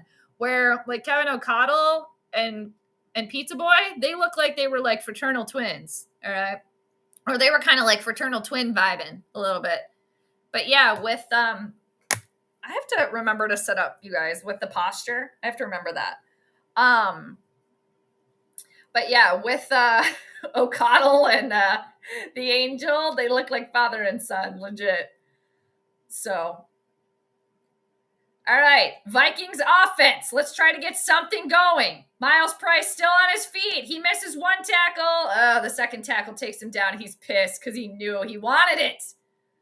Miles Price. It's like, I think he is going to run one back. You guys remember Cordero Patterson? Man, I miss him playing for the Vikings. It's like when he would return a football, a lot of the time he was just going to run that puppy back. So I don't even know if he's still in the league anymore. I'm not sure. Ooh, 28-6. Jags lead now. Nice. Izzo's deja vu. Lizzo. She was in, I don't think. She worked with Prince, and she was like Minneapolis-based for a while. 1st and 10 for the Vikings. They're on their own 20-ish yard line. It's going to be a handoff, and it's almost good for a first down. Trying to bully their way through. I'm not sure if it was Jones or Mason here. I didn't quite catch it. It's going to be good for, I would say, about 8 yards or so. But before, actually, it was really interesting. My friend and coworker at the time, she was telling me about Lizzo, and she was like, she was going to see Lizzo perform. I think it was like at First Ave or something like that. But this was before Lizzo, like probably a year before like Lizzo blew up, because this was years ago. And she's like, yeah, she's really cool. She's all about like body positivity, and she's really talented and all this stuff. And oh my God, you guys, the Angel almost threw another interception. Ooh. Looking for either Jordan Addison or Justin Jefferson. And we have a injured Bear. But anyway, so it was interesting. Like she was telling me, Sarah was telling me about going to see Lizzo. And again, this was before Lizzo like really exploded. And yeah, it was like probably like a few months or a year after that, Lizzo just like, oh, it wasn't at First Ave. It was somewhere else. It was, God, what venue was it? It was smaller than First Ave. It was at a restaurant in Minneapolis where they also do shows. But yeah, that was years ago. So interesting little fun fact there. SMS. I'm at a point where ownership needs to be called out. I'm with you 100%. They need to sit KOC down, put him on the hot seat, and tell him it's time to bring an offensive coordinator. He refuses to offer up his position to another. Absolutely. And you guys know this. I've been harping on that for quite a long time, because you can point the finger, like the coaches are there. They're puppets for ownership. So that we point the finger at the puppets instead of pointing the finger at ownership. But at the end of the day, the team's a business. Okay. And when there's an issue with the business, who do you have to go to? You have to go to ownership. You have to go all the way up to the top. So I agree with you. Yep. Yeah. Didn't get it. Nope, he didn't. That was close. It was almost another one. All right. He was a Bear too. Who was that? Oh yeah, Cordero Patterson. Yes, he was. That's right. I don't think he's in the league anymore. Let me check it out. I liked him though. He was good, especially on returns. Let's see. Is he still playing? Let's see. He's 34. I don't think he's playing for anybody right now. Oh, he's on the Steelers, you guys. He's playing with he who shall not be named. No. I'll cheer for Cordero. He was on the Falcons too. That's right. All right, it's 3rd down for the Vikings. They're at their own 28. Why? Stop. Oh my God. Why? Kevin. Why are you calling a throw on a 3rd and 2? Oh my God. I literally just spit on my computer. Like, it doesn't matter. It's a game. But my God. Kevin gets in his own damn way. Justin Jefferson's pissed. He wants out of here. He's going to want out of here. I've said this before, said it many moons ago. I said it time and time again. Justin Jefferson, it's going to turn into a Stephon Diggs 2.0. He's going to want out of here. He wants to win, and it's not happening here. Okay? So, 3rd and 2, you decide to throw again, and it's incomplete. Kevin! Stupid. Okay? Stupid. Michael. I can't stand the Buccaneers, but Baker Mayfield has really revived his career and playing well again this season. I agree. Yeah. I mean, I can stand them. It's okay. But no, it's definitely like, I like the attitude with Baker. Like, everybody thought, down and out, and he really has like resurfaced and proved that, he's a baller. So good for him. So yeah, that's kind of why I'm drawn there too. Wow, go Jacksonville. Nice. Sunshine. All right. Good for them. Very good. Thanks for the update. All right, you guys. Not yet, Ryan.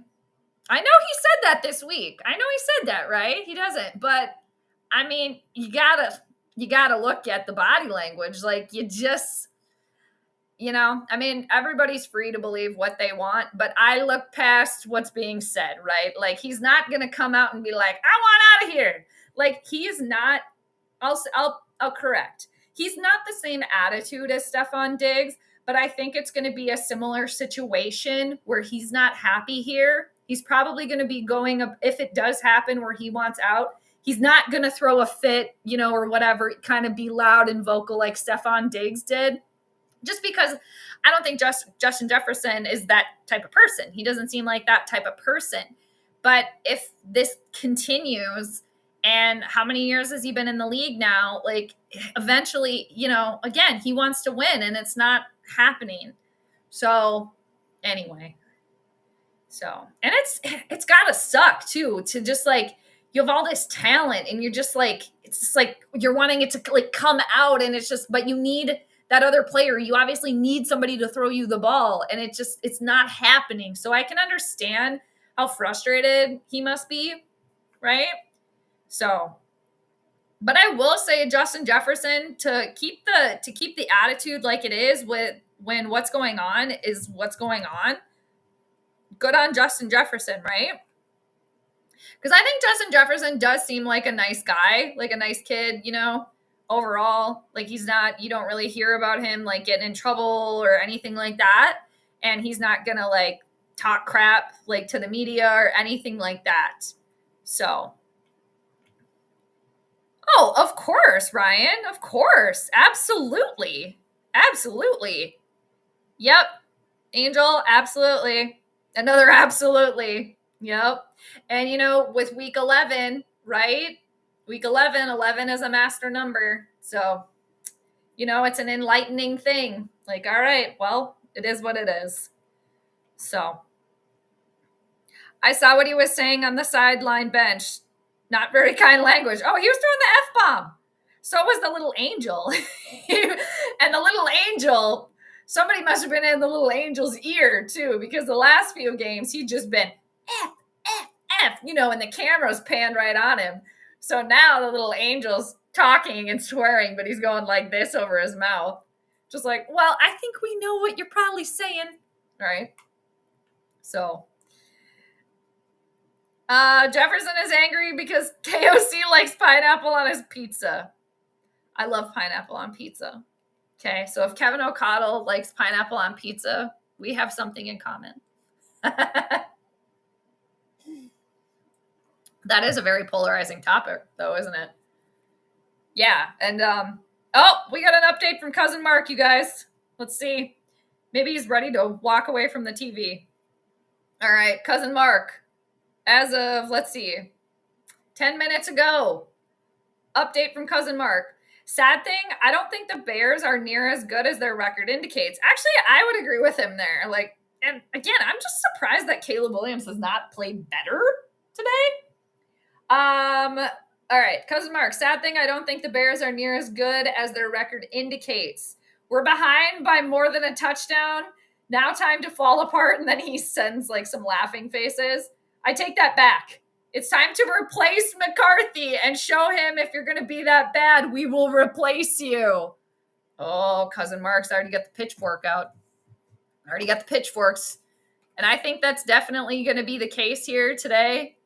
Again, if the Vikings do end up losing. All right, I lost the stream for a minute, but we're back. All right, Chicago, they're up by 13. We are now in the fourth quarter, you guys. And wow! They finally sacked Caleb Williams. They finally did it. You couldn't get out of that one. yeah, Caleb Williams is 14 for 26 today for 150 yards. Like, again, just because the water trine going on, you know, he's got his birthday coming up. The numerology of today, 11, 16, 20, 25. You add the ones together. You add all the numbers together individually. You get the number 18. He wears 18. You break that down, it equals 9. But like I was saying earlier, you know, it's a completion, you know, for kind of both teams today. But 2nd and 10 for Chicago. Williams has to throw it away. He's under too much pressure. He's got Rip Van Ginkel on his butt. Both quarterbacks a little frustrated today, which I'm actually, again, I keep saying this, but I'm surprised by that. I actually thought both quarterbacks would play better today. I really did. But, you know, I can't be right all the time, unfortunately. So, I know, Ryan, exactly. Finally a sack. Texas, now from your comment, I want pizza. Definitely not going to get any, but I really would like some. It sounds really good. I could go for a Pizza Luce pizza right now. 3rd and 10. Caleb is scrambling. And he gets sacked again. Couldn't get away from Rip Van Ginkel that time. All right. So, but I will say that, like, overall, who's holding the team together for the Vikings today is the defense. All right? Even though they're losing. I mean, 16 points, right? Only been in the end zone one time. So, yep, they did it, Ryan. They did it. Mr. Woodsman, another sack, 2nd one of the series. So, it took him long enough. I mean, but hey, we'll take it. All right, so Vikings offense. There is some time here. They're probably going to get pretty good field position. All right, Miles, let's go. Motor Miles. He's still on his feet. He might actually, oh, so close there. He's going to run one back. He heard us talking about Cordero Patterson, so he's like, I need to channel the Cordero Patterson. So, Vikings fans finally have something to cheer for there. All right, if you can't get in the end zone now from this field position, I don't know what we could do. All right? It's so funny. Cousin Mark's already over McCarthy. He's like, get him out of here. The defense the defense just said, F this, we will do it ourselves. Exactly, Ryan, exactly. Very good punt return. Amazing. He's channeling Cordero. Nice. Holy crap. Ball on the 25. Like, my gosh, you couldn't ask for better field position. The only thing you could really ask for is a freaking running it back. All right, we got Jordan Mason almost getting the first down there. And this is another problem. It's like the clock is not the Vikings' friend right now.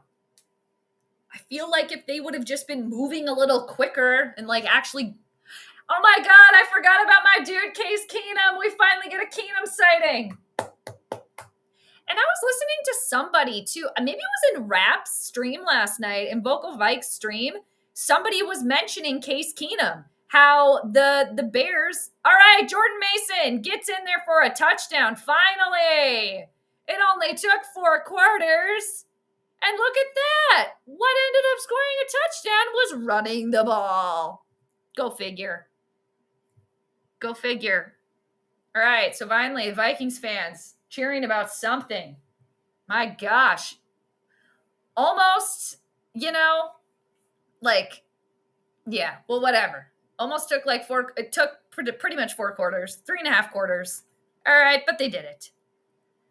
All right, we got Big Will out here. Let's make it a 6-point game. There we go. It's time to dance. Time to dance. All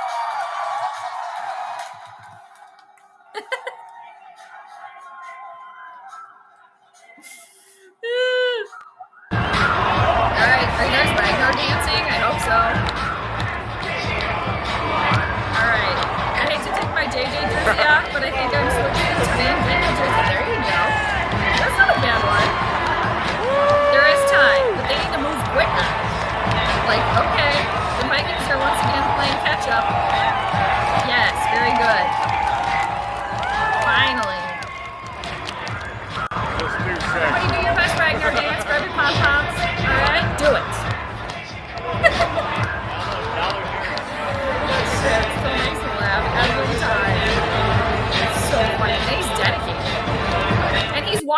big screen. Like Ragnar would, again, he would dance in one end zone where the cheerleaders would be the other, and he would just follow them along. That is so funny.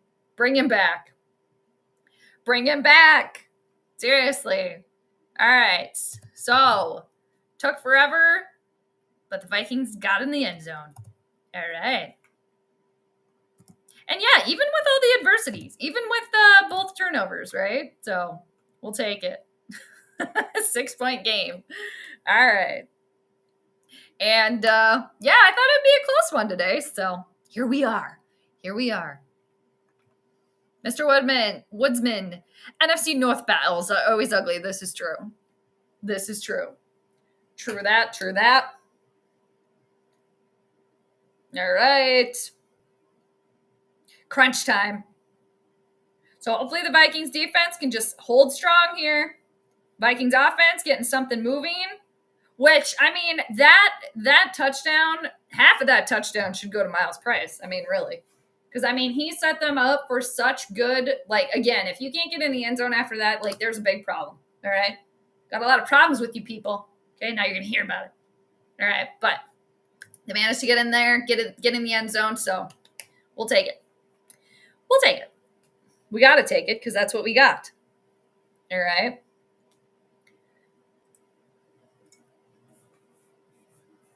Let's see. All right. I'm always losing my mouse on this other monitor. I knew I wasn't live. Like, what the hell? Again, I'm watching on the Hulu stream, so I'm about a minute behind. I could go in the living room and check because I'm live in there with the antenna, but... And shout out to the antenna earlier because I actually was able to see what time kickoff was. So... Ryan, the main goal, obviously, is the playoffs now. It's switched to let JJ get better and learn. Yeah, right. Or, yeah, both. I mean, and two, like, again, that's just, like, so much on, like, the kid's plate. It's just, like, kind of insane, really. But where did that kick go? Or the punt? Where did that go? Oh, they got the Viking dragon in the background roar. All right, how loud is it in the stadium right now? Let's tune in. Obviously, plenty of time, 12 and a half minutes left. The offense. Okay, thank you, Tom. All right, it's pretty loud in there. Finally, the Vikings fans are like, whoa, I can get up off of my seat and make some noise. All right, 1st and 10 for Chicago. They're starting on their own 35. They're going to try to run the ball, and they pretty much get a first down. DeAndre Swift again. It's either going to be first down or it's going to be like 2nd and 1. Grim, last 2 games, we gave up the lead early to snatch it back in heartbreaking fashion. Oh, yeah, that's right. I heard about that. Yes, that's right. I remember that now that you mention it. All right, it's 2nd and 1 for Chicago. William, what kind of rumor did you hear here? What? 12 minutes to go. Bears on their own 45. They're going to run again. It's Swift again. He gets the first down and then some. Moves into Vikings territory. Gets taken down by Rip Van Ginks. I heard a rumor stating my Eagles might hire former Giants coach Brian Dubal as offensive coordinator to replace Patullo. Is that how you say his name? For the love of God. No. Oh, gosh. Yeah, why is that rumor going around? If you guys are doing well, like your offensive coordinator bad or what's going on there? What's the icon next to your username? Well, it's a scythe or a Sith. I don't know how to say it. Scythe. I always have to look it up. Scythe or Sith. That's the claw, the metal claw. It's very small, but it looks like a woman and a man sitting there. Let me try to blow it up. Let me see. Well, now the Bears are like, we're going to try to run the ball. Let's see. Yeah. Oops. Oh my gosh, can I type?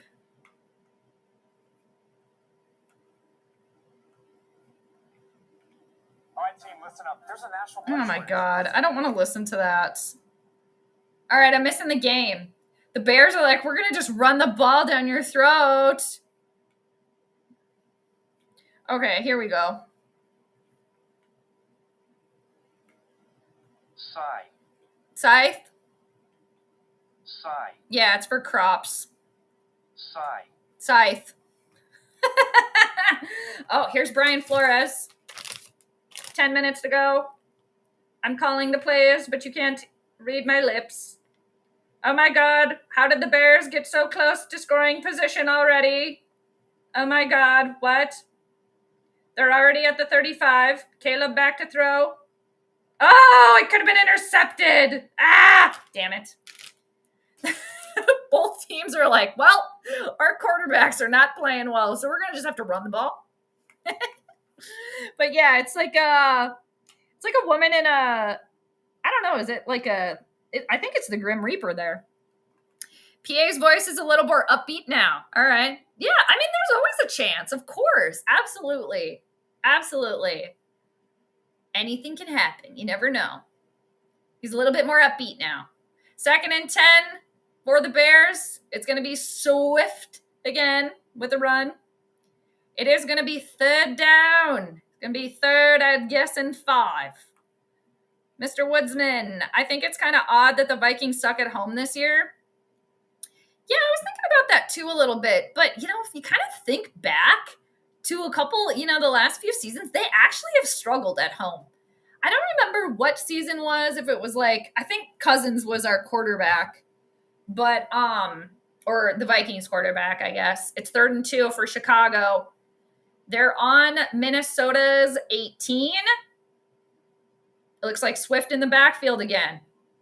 And it's going to be Swift again. He manages to evade a tackle, but the Vikings defense are holding them. It's going to be 4th down. Nice stop there for the Vikings defense. Nice stop. Yeah, I can't remember what season it was, but it was like they just struggled at home every game. Madonna has Paul Bunyan's.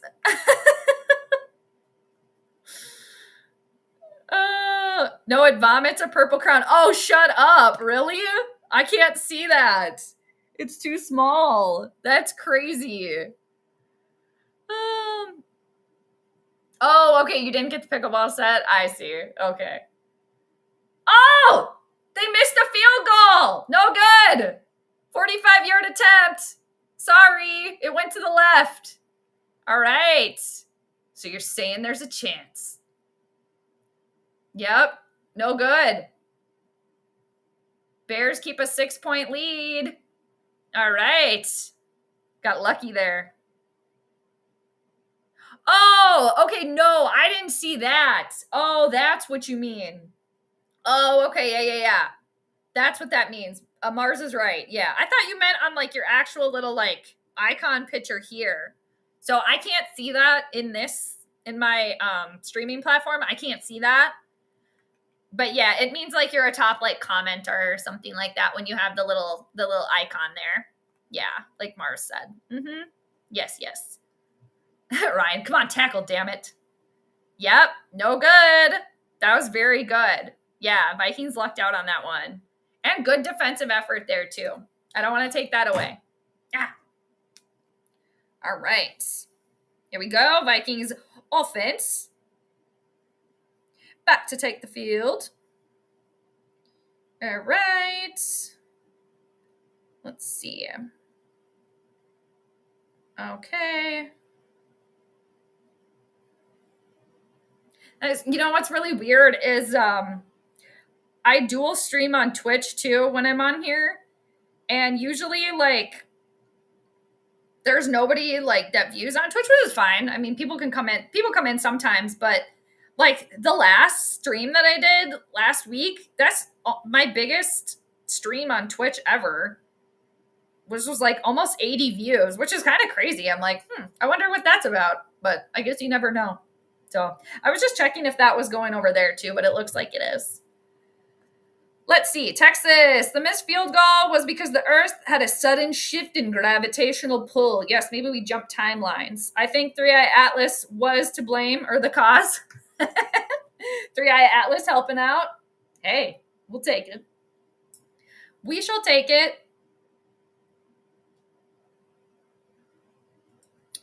Man, I still have my space heater on, but I need another sweater. You guys, I'm always cold. I'm always cold. Let's see.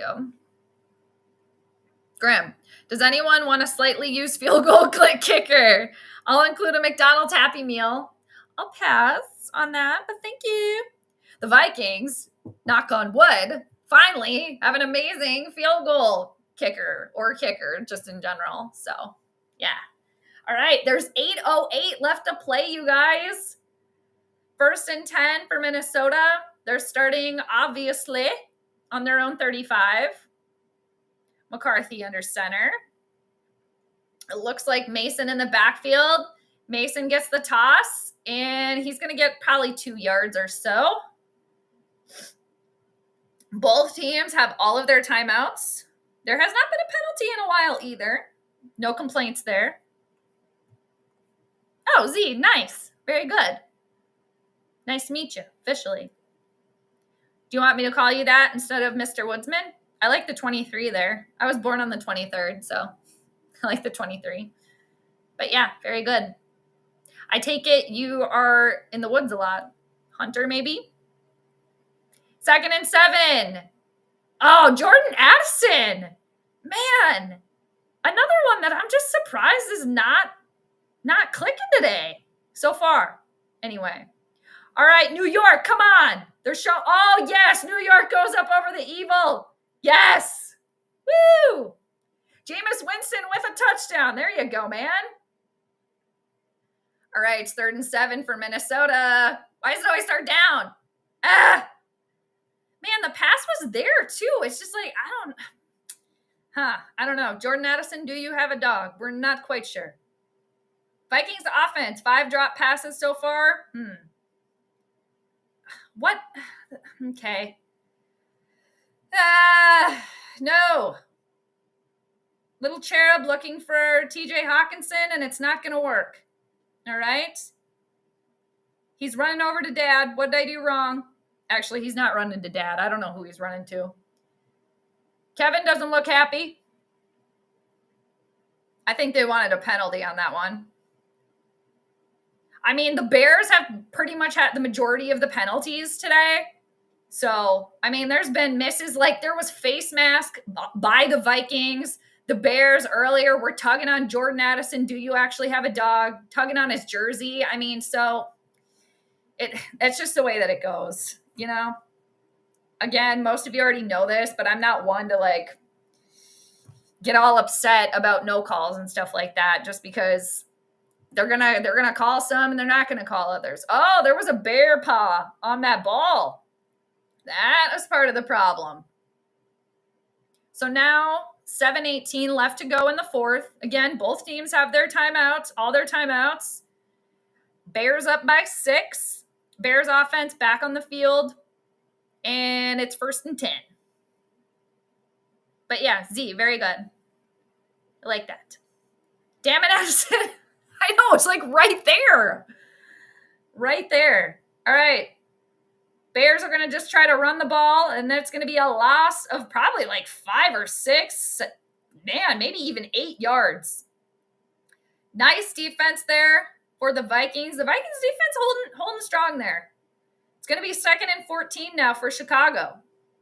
Kevin O'Connell having a little meeting with the family, okay? He's having a meeting. Justin Jefferson is talking to his son, J.J. McCarthy. Okay. All right. 2nd and 14 for the Bears. They're basically back in their own den now. After that, they're faking the handoff. Williams. Oh, DJ Moore couldn't hang on to the ball. He pulled the Jordan Addison. Now it's 3rd and 14. All right. Ooh, there we go. Bucks lead the Bills. Oh, that's a close one. Thank you for the update. That's a little bit of a nail biter there.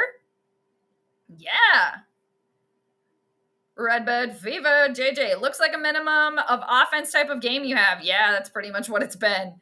You're watching the Bills-Bucks game? Yeah, 8 lead changes. Wow, that sounds like a good one. And a really close one, too. Wow. You guys will have to keep me updated on what the score is there. All right, 3rd and 14. Williams connects. It's going to be good. And he's still going. You guys. I don't know what that was. Blah, blah, blah. The Bears, today have just, the catch from DJ Moore earlier where it almost hit the ground, but he caught it with his knees, okay? And then Caleb Williams, twinkle toes back there, evading 3 or 4 sacks. And then now this. 5:49 left to go. Bears are going to run it, and it's almost good for a first down. Man, now the time's going to be a little bit of a problem here. Williams a little bit slow to get up. He's wincing a little bit. All right. Yeah, the clock is not the Vikings' friend right now. Oh, Harrison Smith misses a tackle. Babysitters Club, last remaining member.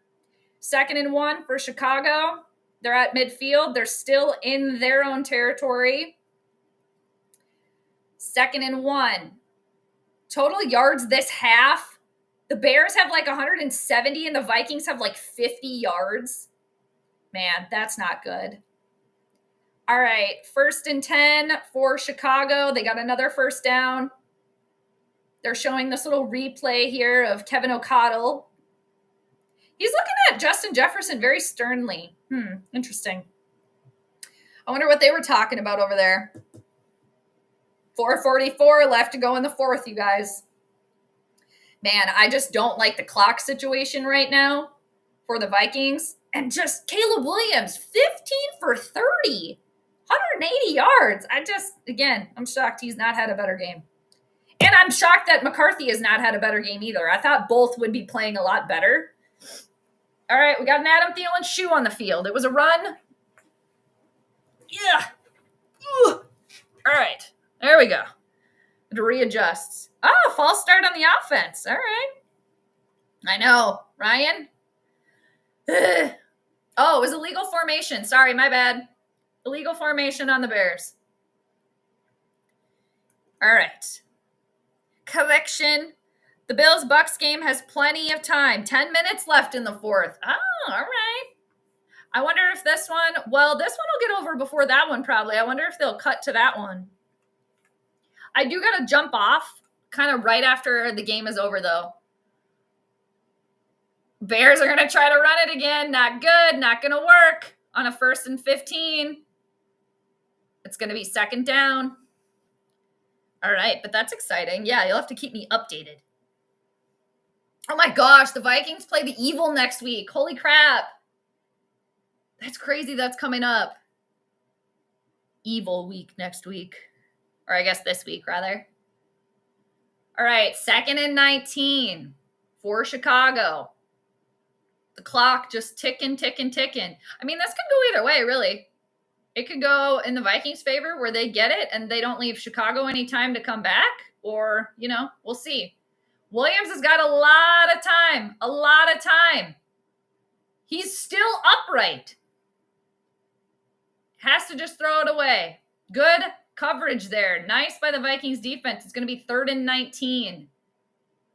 Bears up by 6. 3:29 left to go in the game.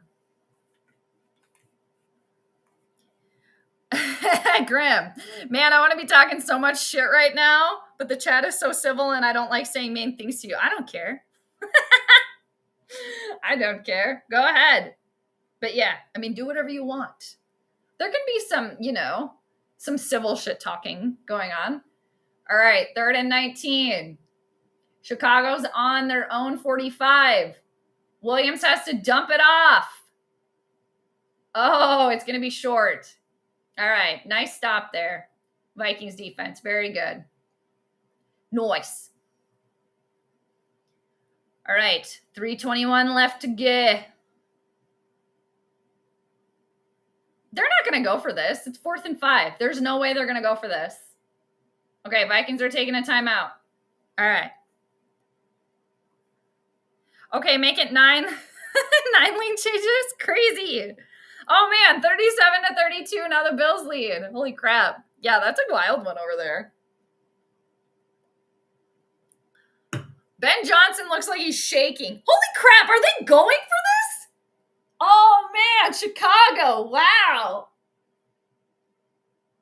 Ballsy. Ballsy.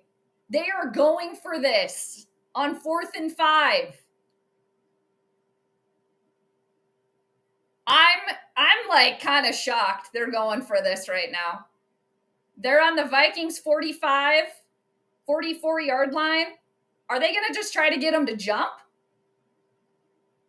Are they really going for this? I don't know if they're going to go for this or not. Holy crap, are they going for this? Nope, they're not. Taking a timeout? Wow. They didn't take a timeout. They just took a penalty. What was that? That was stupid. That was dumb by Chicago. Grim, that was dumb. All right. Delay a game. I mean, whatever. Let's see. If Bills would have had a bigger lead. Oh, they missed 3 2-point attempts? What? Really? Wow. That's nuts. That sounds like a good game over there. I mean, we're getting an interesting one here, too. At the end here, coming down to the wire. All right. Miles Price has to fair catch that one. 3:14 left to go. Vikings down by 6. Vikings have 2 timeouts left. And Chicago's got all 3. And, we can go back to week 1. Vikings ended up winning. They're giving us a little flashback here. Vikings ended up winning by 3. We'll see if they can repeat that today. But, yeah, it's been a low scoring and a close one. So, yeah. We shall see. Always comes down to the wire for the Vikings. Keeps things exciting. All right, 1st and 10 for Minnesota at their own 15. The little angel is going to hand off to Aaron Jones. Aaron Jones is going to be stopped after about 3 yards. It's going to be 2nd down. Clock is ticking away. Man, I mean, you never know, but yeah, there's plenty of time left here. All right, McCarthy finds an open TJ Hawkinson. There you go. Rolling on down to midfield. Yeah, this is going to come down to the wire, I think. Gonna come down to the wire. All right, another 1st and 10. Nice. Vikings now at their own 40. They hand the ball off to Aaron Jones. He gets about 5 yards. 2:22 left to go in the 4th. Bears have all their timeouts. Vikings have 2. 2nd and 4 for Minnesota. McCarthy looking to pass. Oh, he tries to go for Hawkinson again. Hawkinson can't hang on. It's going to be 3rd down. 3rd and 4. J.J. McCarthy, it looks like, is 11 for 25 today. The pass was there. Just went right through his hands. Right through. Oh, okay, yeah. They tried to make him jump, even if they didn't. Oh, okay. Yeah, well, I see then. That makes more sense. That's not as dumb as I thought then originally. Yeah. If it's only like 5-yard penalty, then yeah, I see why they did that. That would make sense. All right, 3rd and 4. Ball is tipped, and it's not good. McCarthy looking for Aaron Jones. Now, I would suspect we're at the 2-minute warning. Oh, we're showing the Vikings fans in the sidelines, and they went, eh. All right, so here's the thing. We're on commercial break now. Do the Vikings go for this, or do they trust their defense to give them enough time to come back and get in the end zone? If it were me, I'd do the latter. If I was making, excuse me, the decisions. All right. Come on, 9. Let's do this. We got your back. Another thing, too, that I mentioned before, or I should say it's not the first time I'm mentioning this, but the fact that 9 means no also, I don't know. I don't know. I don't know. It's like, it seems, Ryan, it does seem like literally every other time he passes the ball, there's some sort of paw on it. Yeah. I don't know. All right, you guys, are they going for it here or not? Are they going to go for it? I don't think that they should. I don't know. We'll see. Ryan, I like it. Go for it. I mean, you never know, right? I will say if they do go for it, I understand. Because it's kind of like you got to go all in. With the time, with the score, blah-de-da-de-da. All of it. But, again, in typical Vikings fashion, it's coming down to the wire. Coming down to the wire. All right. Man. Oh, they're showing this new fear factor. It's a lot of this stuff that they do, I would not be able to do.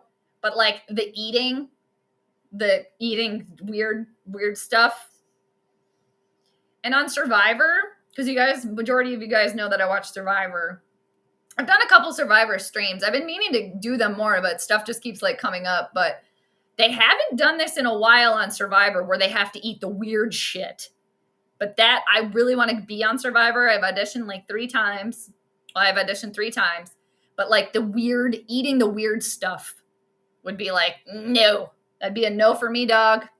All right, Ryan, they're going for it. 4th and 4. Ah! Oh my gosh. Here we go. 4th and 4 for the Vikings. They're on their own 45. Nice, they get it. Jordan Addison, there we go. Nice, very good. CBS is showing bonus coverage of the Bills-Bucks game. I wouldn't be mad if they did go for it, go big or go home. Yeah, they went for it, so it paid off. And Justin Jefferson with a catch, almost for a first down. They're on the move. I like that. That rhymes too. About time, Addison. I like that. Yeah, coming in clutch when you need to be. 2nd and 2, 1:23 left to go. They find TJ Hawkinson. It looks like the Vikings are looking to win this one right at the end. All right. 1:11 left to go. Minnesota has 2 timeouts left. Chicago has 3. They're definitely in field goal range. They're on the Bears 30. McCarthy has time. And he hits Jalen Naylor. Oh, man, you guys, it looks like they're going to score. Very exciting. Coming down to the wire. It's like we're getting a repeat of week 1. Right? It was week 1. Ah! Oh, my God. 56 seconds left. Now I feel like the Vikings are going to win, and like Chicago's not going to have any time to come back. We'll see. 1st and 10. Vikings on Chicago's 15. You guys, touchdown, Jordan Addison. Wow. That take like no time. Whoa. When the pressure's on, they could do it. 4:06, left too much time on the clock. Yeah, it's 50 seconds. Man, wow, crazy. It's like, where have you guys been the whole time? Like, where was that? Where was that? 9. I love it. Nice. Jordan Addison coming in clutch. And again, that makes sense because I was surprised that Jordan Addison has not played that well today. All right, you guys, the Vikings take a 1-point lead. There is 50 seconds left to go in this game. Holy crap, holy. What? That is wild. All right, 17-16. Here we go. It's crunch time. All right. Yeah, I don't know, 406. We'll see. We'll see. I mean, I definitely see, some holding going on there, but whatever. All right, the throw was on. Addison catches it. There we go. Prevent defense time. Puking. Kevin O'Connell is having a moment with his son. All right. Dad's having a moment. And you know what? Good for JJ McCarthy. Good for him. You know what? Not letting those 2 interceptions hold you back. Nice. All right. The Chicago defense not looking too happy, Pappy. All right. 50 seconds left to go. All right. Last time we had a few seconds, we scored and made all of Cincinnati suicidal. Oh man. Well, I would not like that repeat today, just for everything, Yep. Now they got to make a stop. Exactly. Yep. You're almost there. Almost there. Close. You're so close. Uh-oh. Uh-oh. Uh-oh. Oh my God, you guys. Chicago just had an amazing return. Huge. Absolutely huge. Where it looked like at the end, it was almost the only person that could tackle was Big Will. Oh, man. Holy crap. Are they already in field goal range now? Is Chicago already in field goal range now? Kevin O'Connell throwing the expletives. I love when they pan to a previous, they do that purposefully. Here's the thing, though, you guys. Chicago's kicker missed earlier, okay? So, all right, 38 seconds to go, 37. It's going to be second down. Chicago's just going to try to run this thing out. Damn. Vikings going to Viking. We'll see. Remember, Chicago, they missed the field goal earlier. They missed it earlier. So, we'll see. We'll see. Soda, KOC doesn't deserve this win anyway. Well, I can't say that I disagree. Right. This is part of, the sneaky, sliding under the radar type of stuff. All right. Well, we'll see. We'll see. They're not in field goal range just yet. And again, kicker missed earlier. 2nd and 7 for Chicago. There's 37 seconds left. Chicago still has all their timeouts remaining. All right. Damn special teams. It's like you love them, but then at the same time, ah! All right, 2nd and 7. Chicago's on the Vikings 36. They're going to try to run the ball, and it's not good for pretty much anything. Going to be a loss of yards. It's going to be 3rd down. All right. Oh, my God. Yeah. PA's still with us, Texas? Is he still with us? All right. Oh my gosh, seriously. In typical Vikings fashion, coming down to the wire. But you know what? Keeps it exciting. Keeps it exciting. Oh no, the seal clapping. No. Stop with the seal clapping, people. Please stop it. It's embarrassing. All right, it's 3rd and 8 for Chicago. There's 33 seconds left to go. Let's see what happens. Caleb under center. We got movement. They're handing the ball off. And let's see where they place it. It looks like it might be good for a 1st down. Not quite sure. Clock's ticking. 20 seconds. I'm surprised they're not taking a timeout right now. Wow, Chicago's just going to go for the field goal here. 4th and 1. All right, it comes down to a field goal. All right, taking a timeout. Ah! Okay. 4 minutes, 4 seconds to go. Ah! Okay.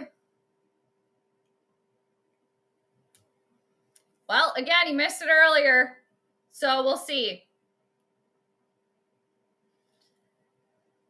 All right. Let's see how many yards it is.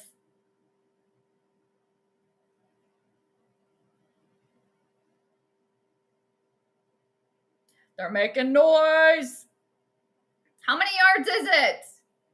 It looks like 38 or so. They're still not showing it. They're still not showing the yardage. Oh, it's 48. 48-yarder for the win. And it's good. It's good, you guys. Chicago wins. Chicago wins by 2. Wow. What a game. What a game. Damn. You know, I will say, like, good for JJ McCarthy. You know, that last drive there and the Vikings offense, they finally got something together, you know, and it did come down to the wire. And, you know, I didn't mention this today. And of course, the one time I don't mention it, it comes to fruition again. But with the Bears being ruled by Saturn, I have seen so many times when Saturn is a major player in a game for one of the teams that either the team wins with time expiring or they're trying to win with time expiring. And we definitely saw that come into play today. The Bears were ruled by Saturn. Saturn is currently receiving amazing energy from the sun and Jupiter. It's called a grand trine. It's a triangle in the sky. And, you know, Saturn is karma. We mentioned that earlier. It's Father Time. And you know what? Yeah, it worked out for Chicago today. You know, the astrology lined up with that. And again, I had the Bears winning by 1-10, and they won by 2. So, yeah. What a game, you guys. Crazy. Crazy, crazy, crazy. All right? Crazy. Wow. Oh, man. Now the Bills are winning 44-32. Crap. 406, always good to see you. You called it. All right? You have a great week. Excuse me. All right? Great to see you. Grim. Wow. Congratulations to your team on that one. I mean, the kicker ended up missed that one earlier, but got it when it really counted. So, and you know, for the Vikings offense, they managed to finally get in the end zone. It would have just been really nice if they did that sooner. But hey, yeah. And, yep, that's a bummer. You know what? 48 yards too.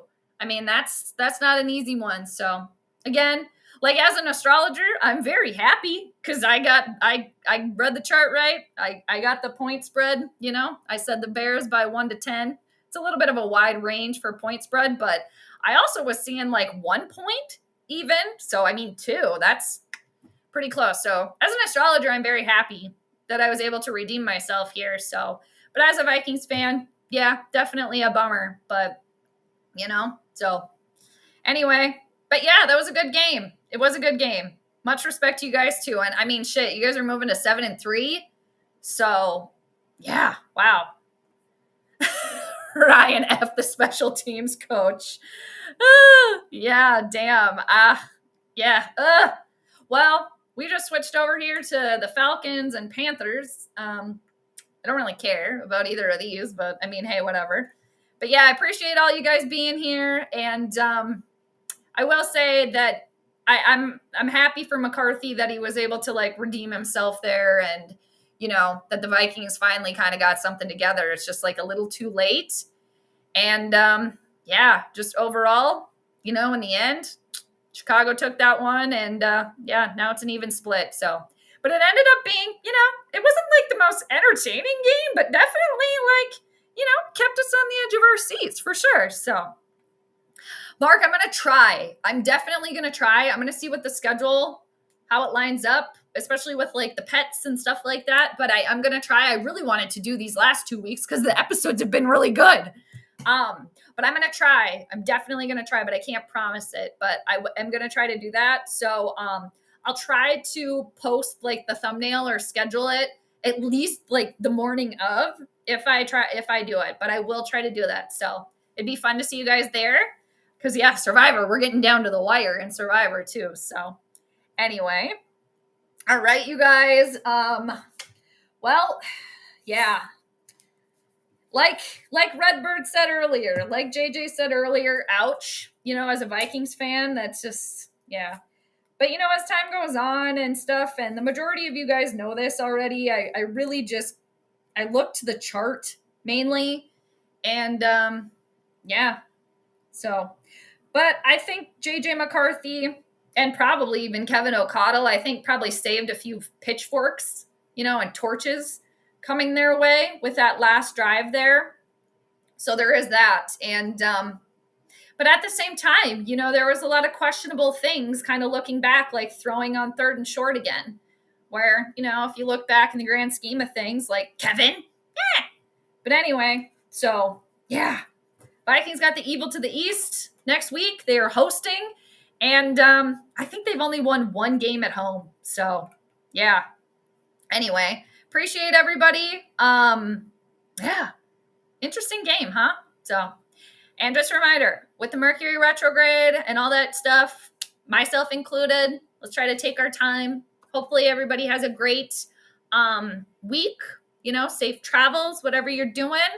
And I think there's a new moon coming up this week too. So new beginnings happening as well. So we got that going for us too. And another thing, for the Vikings today, being ruled by the moon, and the moon was in that via combusta zone, kind of like that danger zone a little bit. 15 degrees of Libra to 15 degrees of Scorpio. And with the Bears being ruled by Saturn's father time, karmic energy coming down to time, coming down to literally the wire. I'm seeing another example of that. So really seeing the patterns when Saturn comes into play, just astrologically speaking. So I like that for myself to be able to learn. So anyway, as an astrologer, I'm very, very happy. As a Vikings fan, obviously it's a bummer because they lost, but it is what it is. So, but I think McCarthy, there's glimmers there. I do think, I'm not turning my back there on McCarthy at all. And you know what? Maybe Kevin O'Connell's not the best coach, like we were all kind of talking about before for him. So, and the Vikings defense, I think they did their job today too. So, you know what? Cookie's going to crumble how it crumbles. And now I just want a cookie. So, yeah. All right. I appreciate all the support, you guys. Back at you, Graham. Love you back. We'll be pulling for the Vikings next week. Thank you. So, hopefully for the rest of the season, the Vikings just, learn. JJ McCarthy can get some reps. I mean, it's weird. You never know. But, yeah. So, all right. And the best team ended up winning. So, you can look back at a lot of things, but I think there was some glimmers for the Vikings. And I think that mainly being like JJ McCarthy, like, yes, he can do it. He can. And, for JJ McCarthy, again, the fact that he didn't let those like interceptions like ruin his game per se and was able to kind of come out from that, I think that is commendable. So, appreciate everybody. And hope you guys take care. Stay safe. Be cool. All the things. Thanks for being here. And until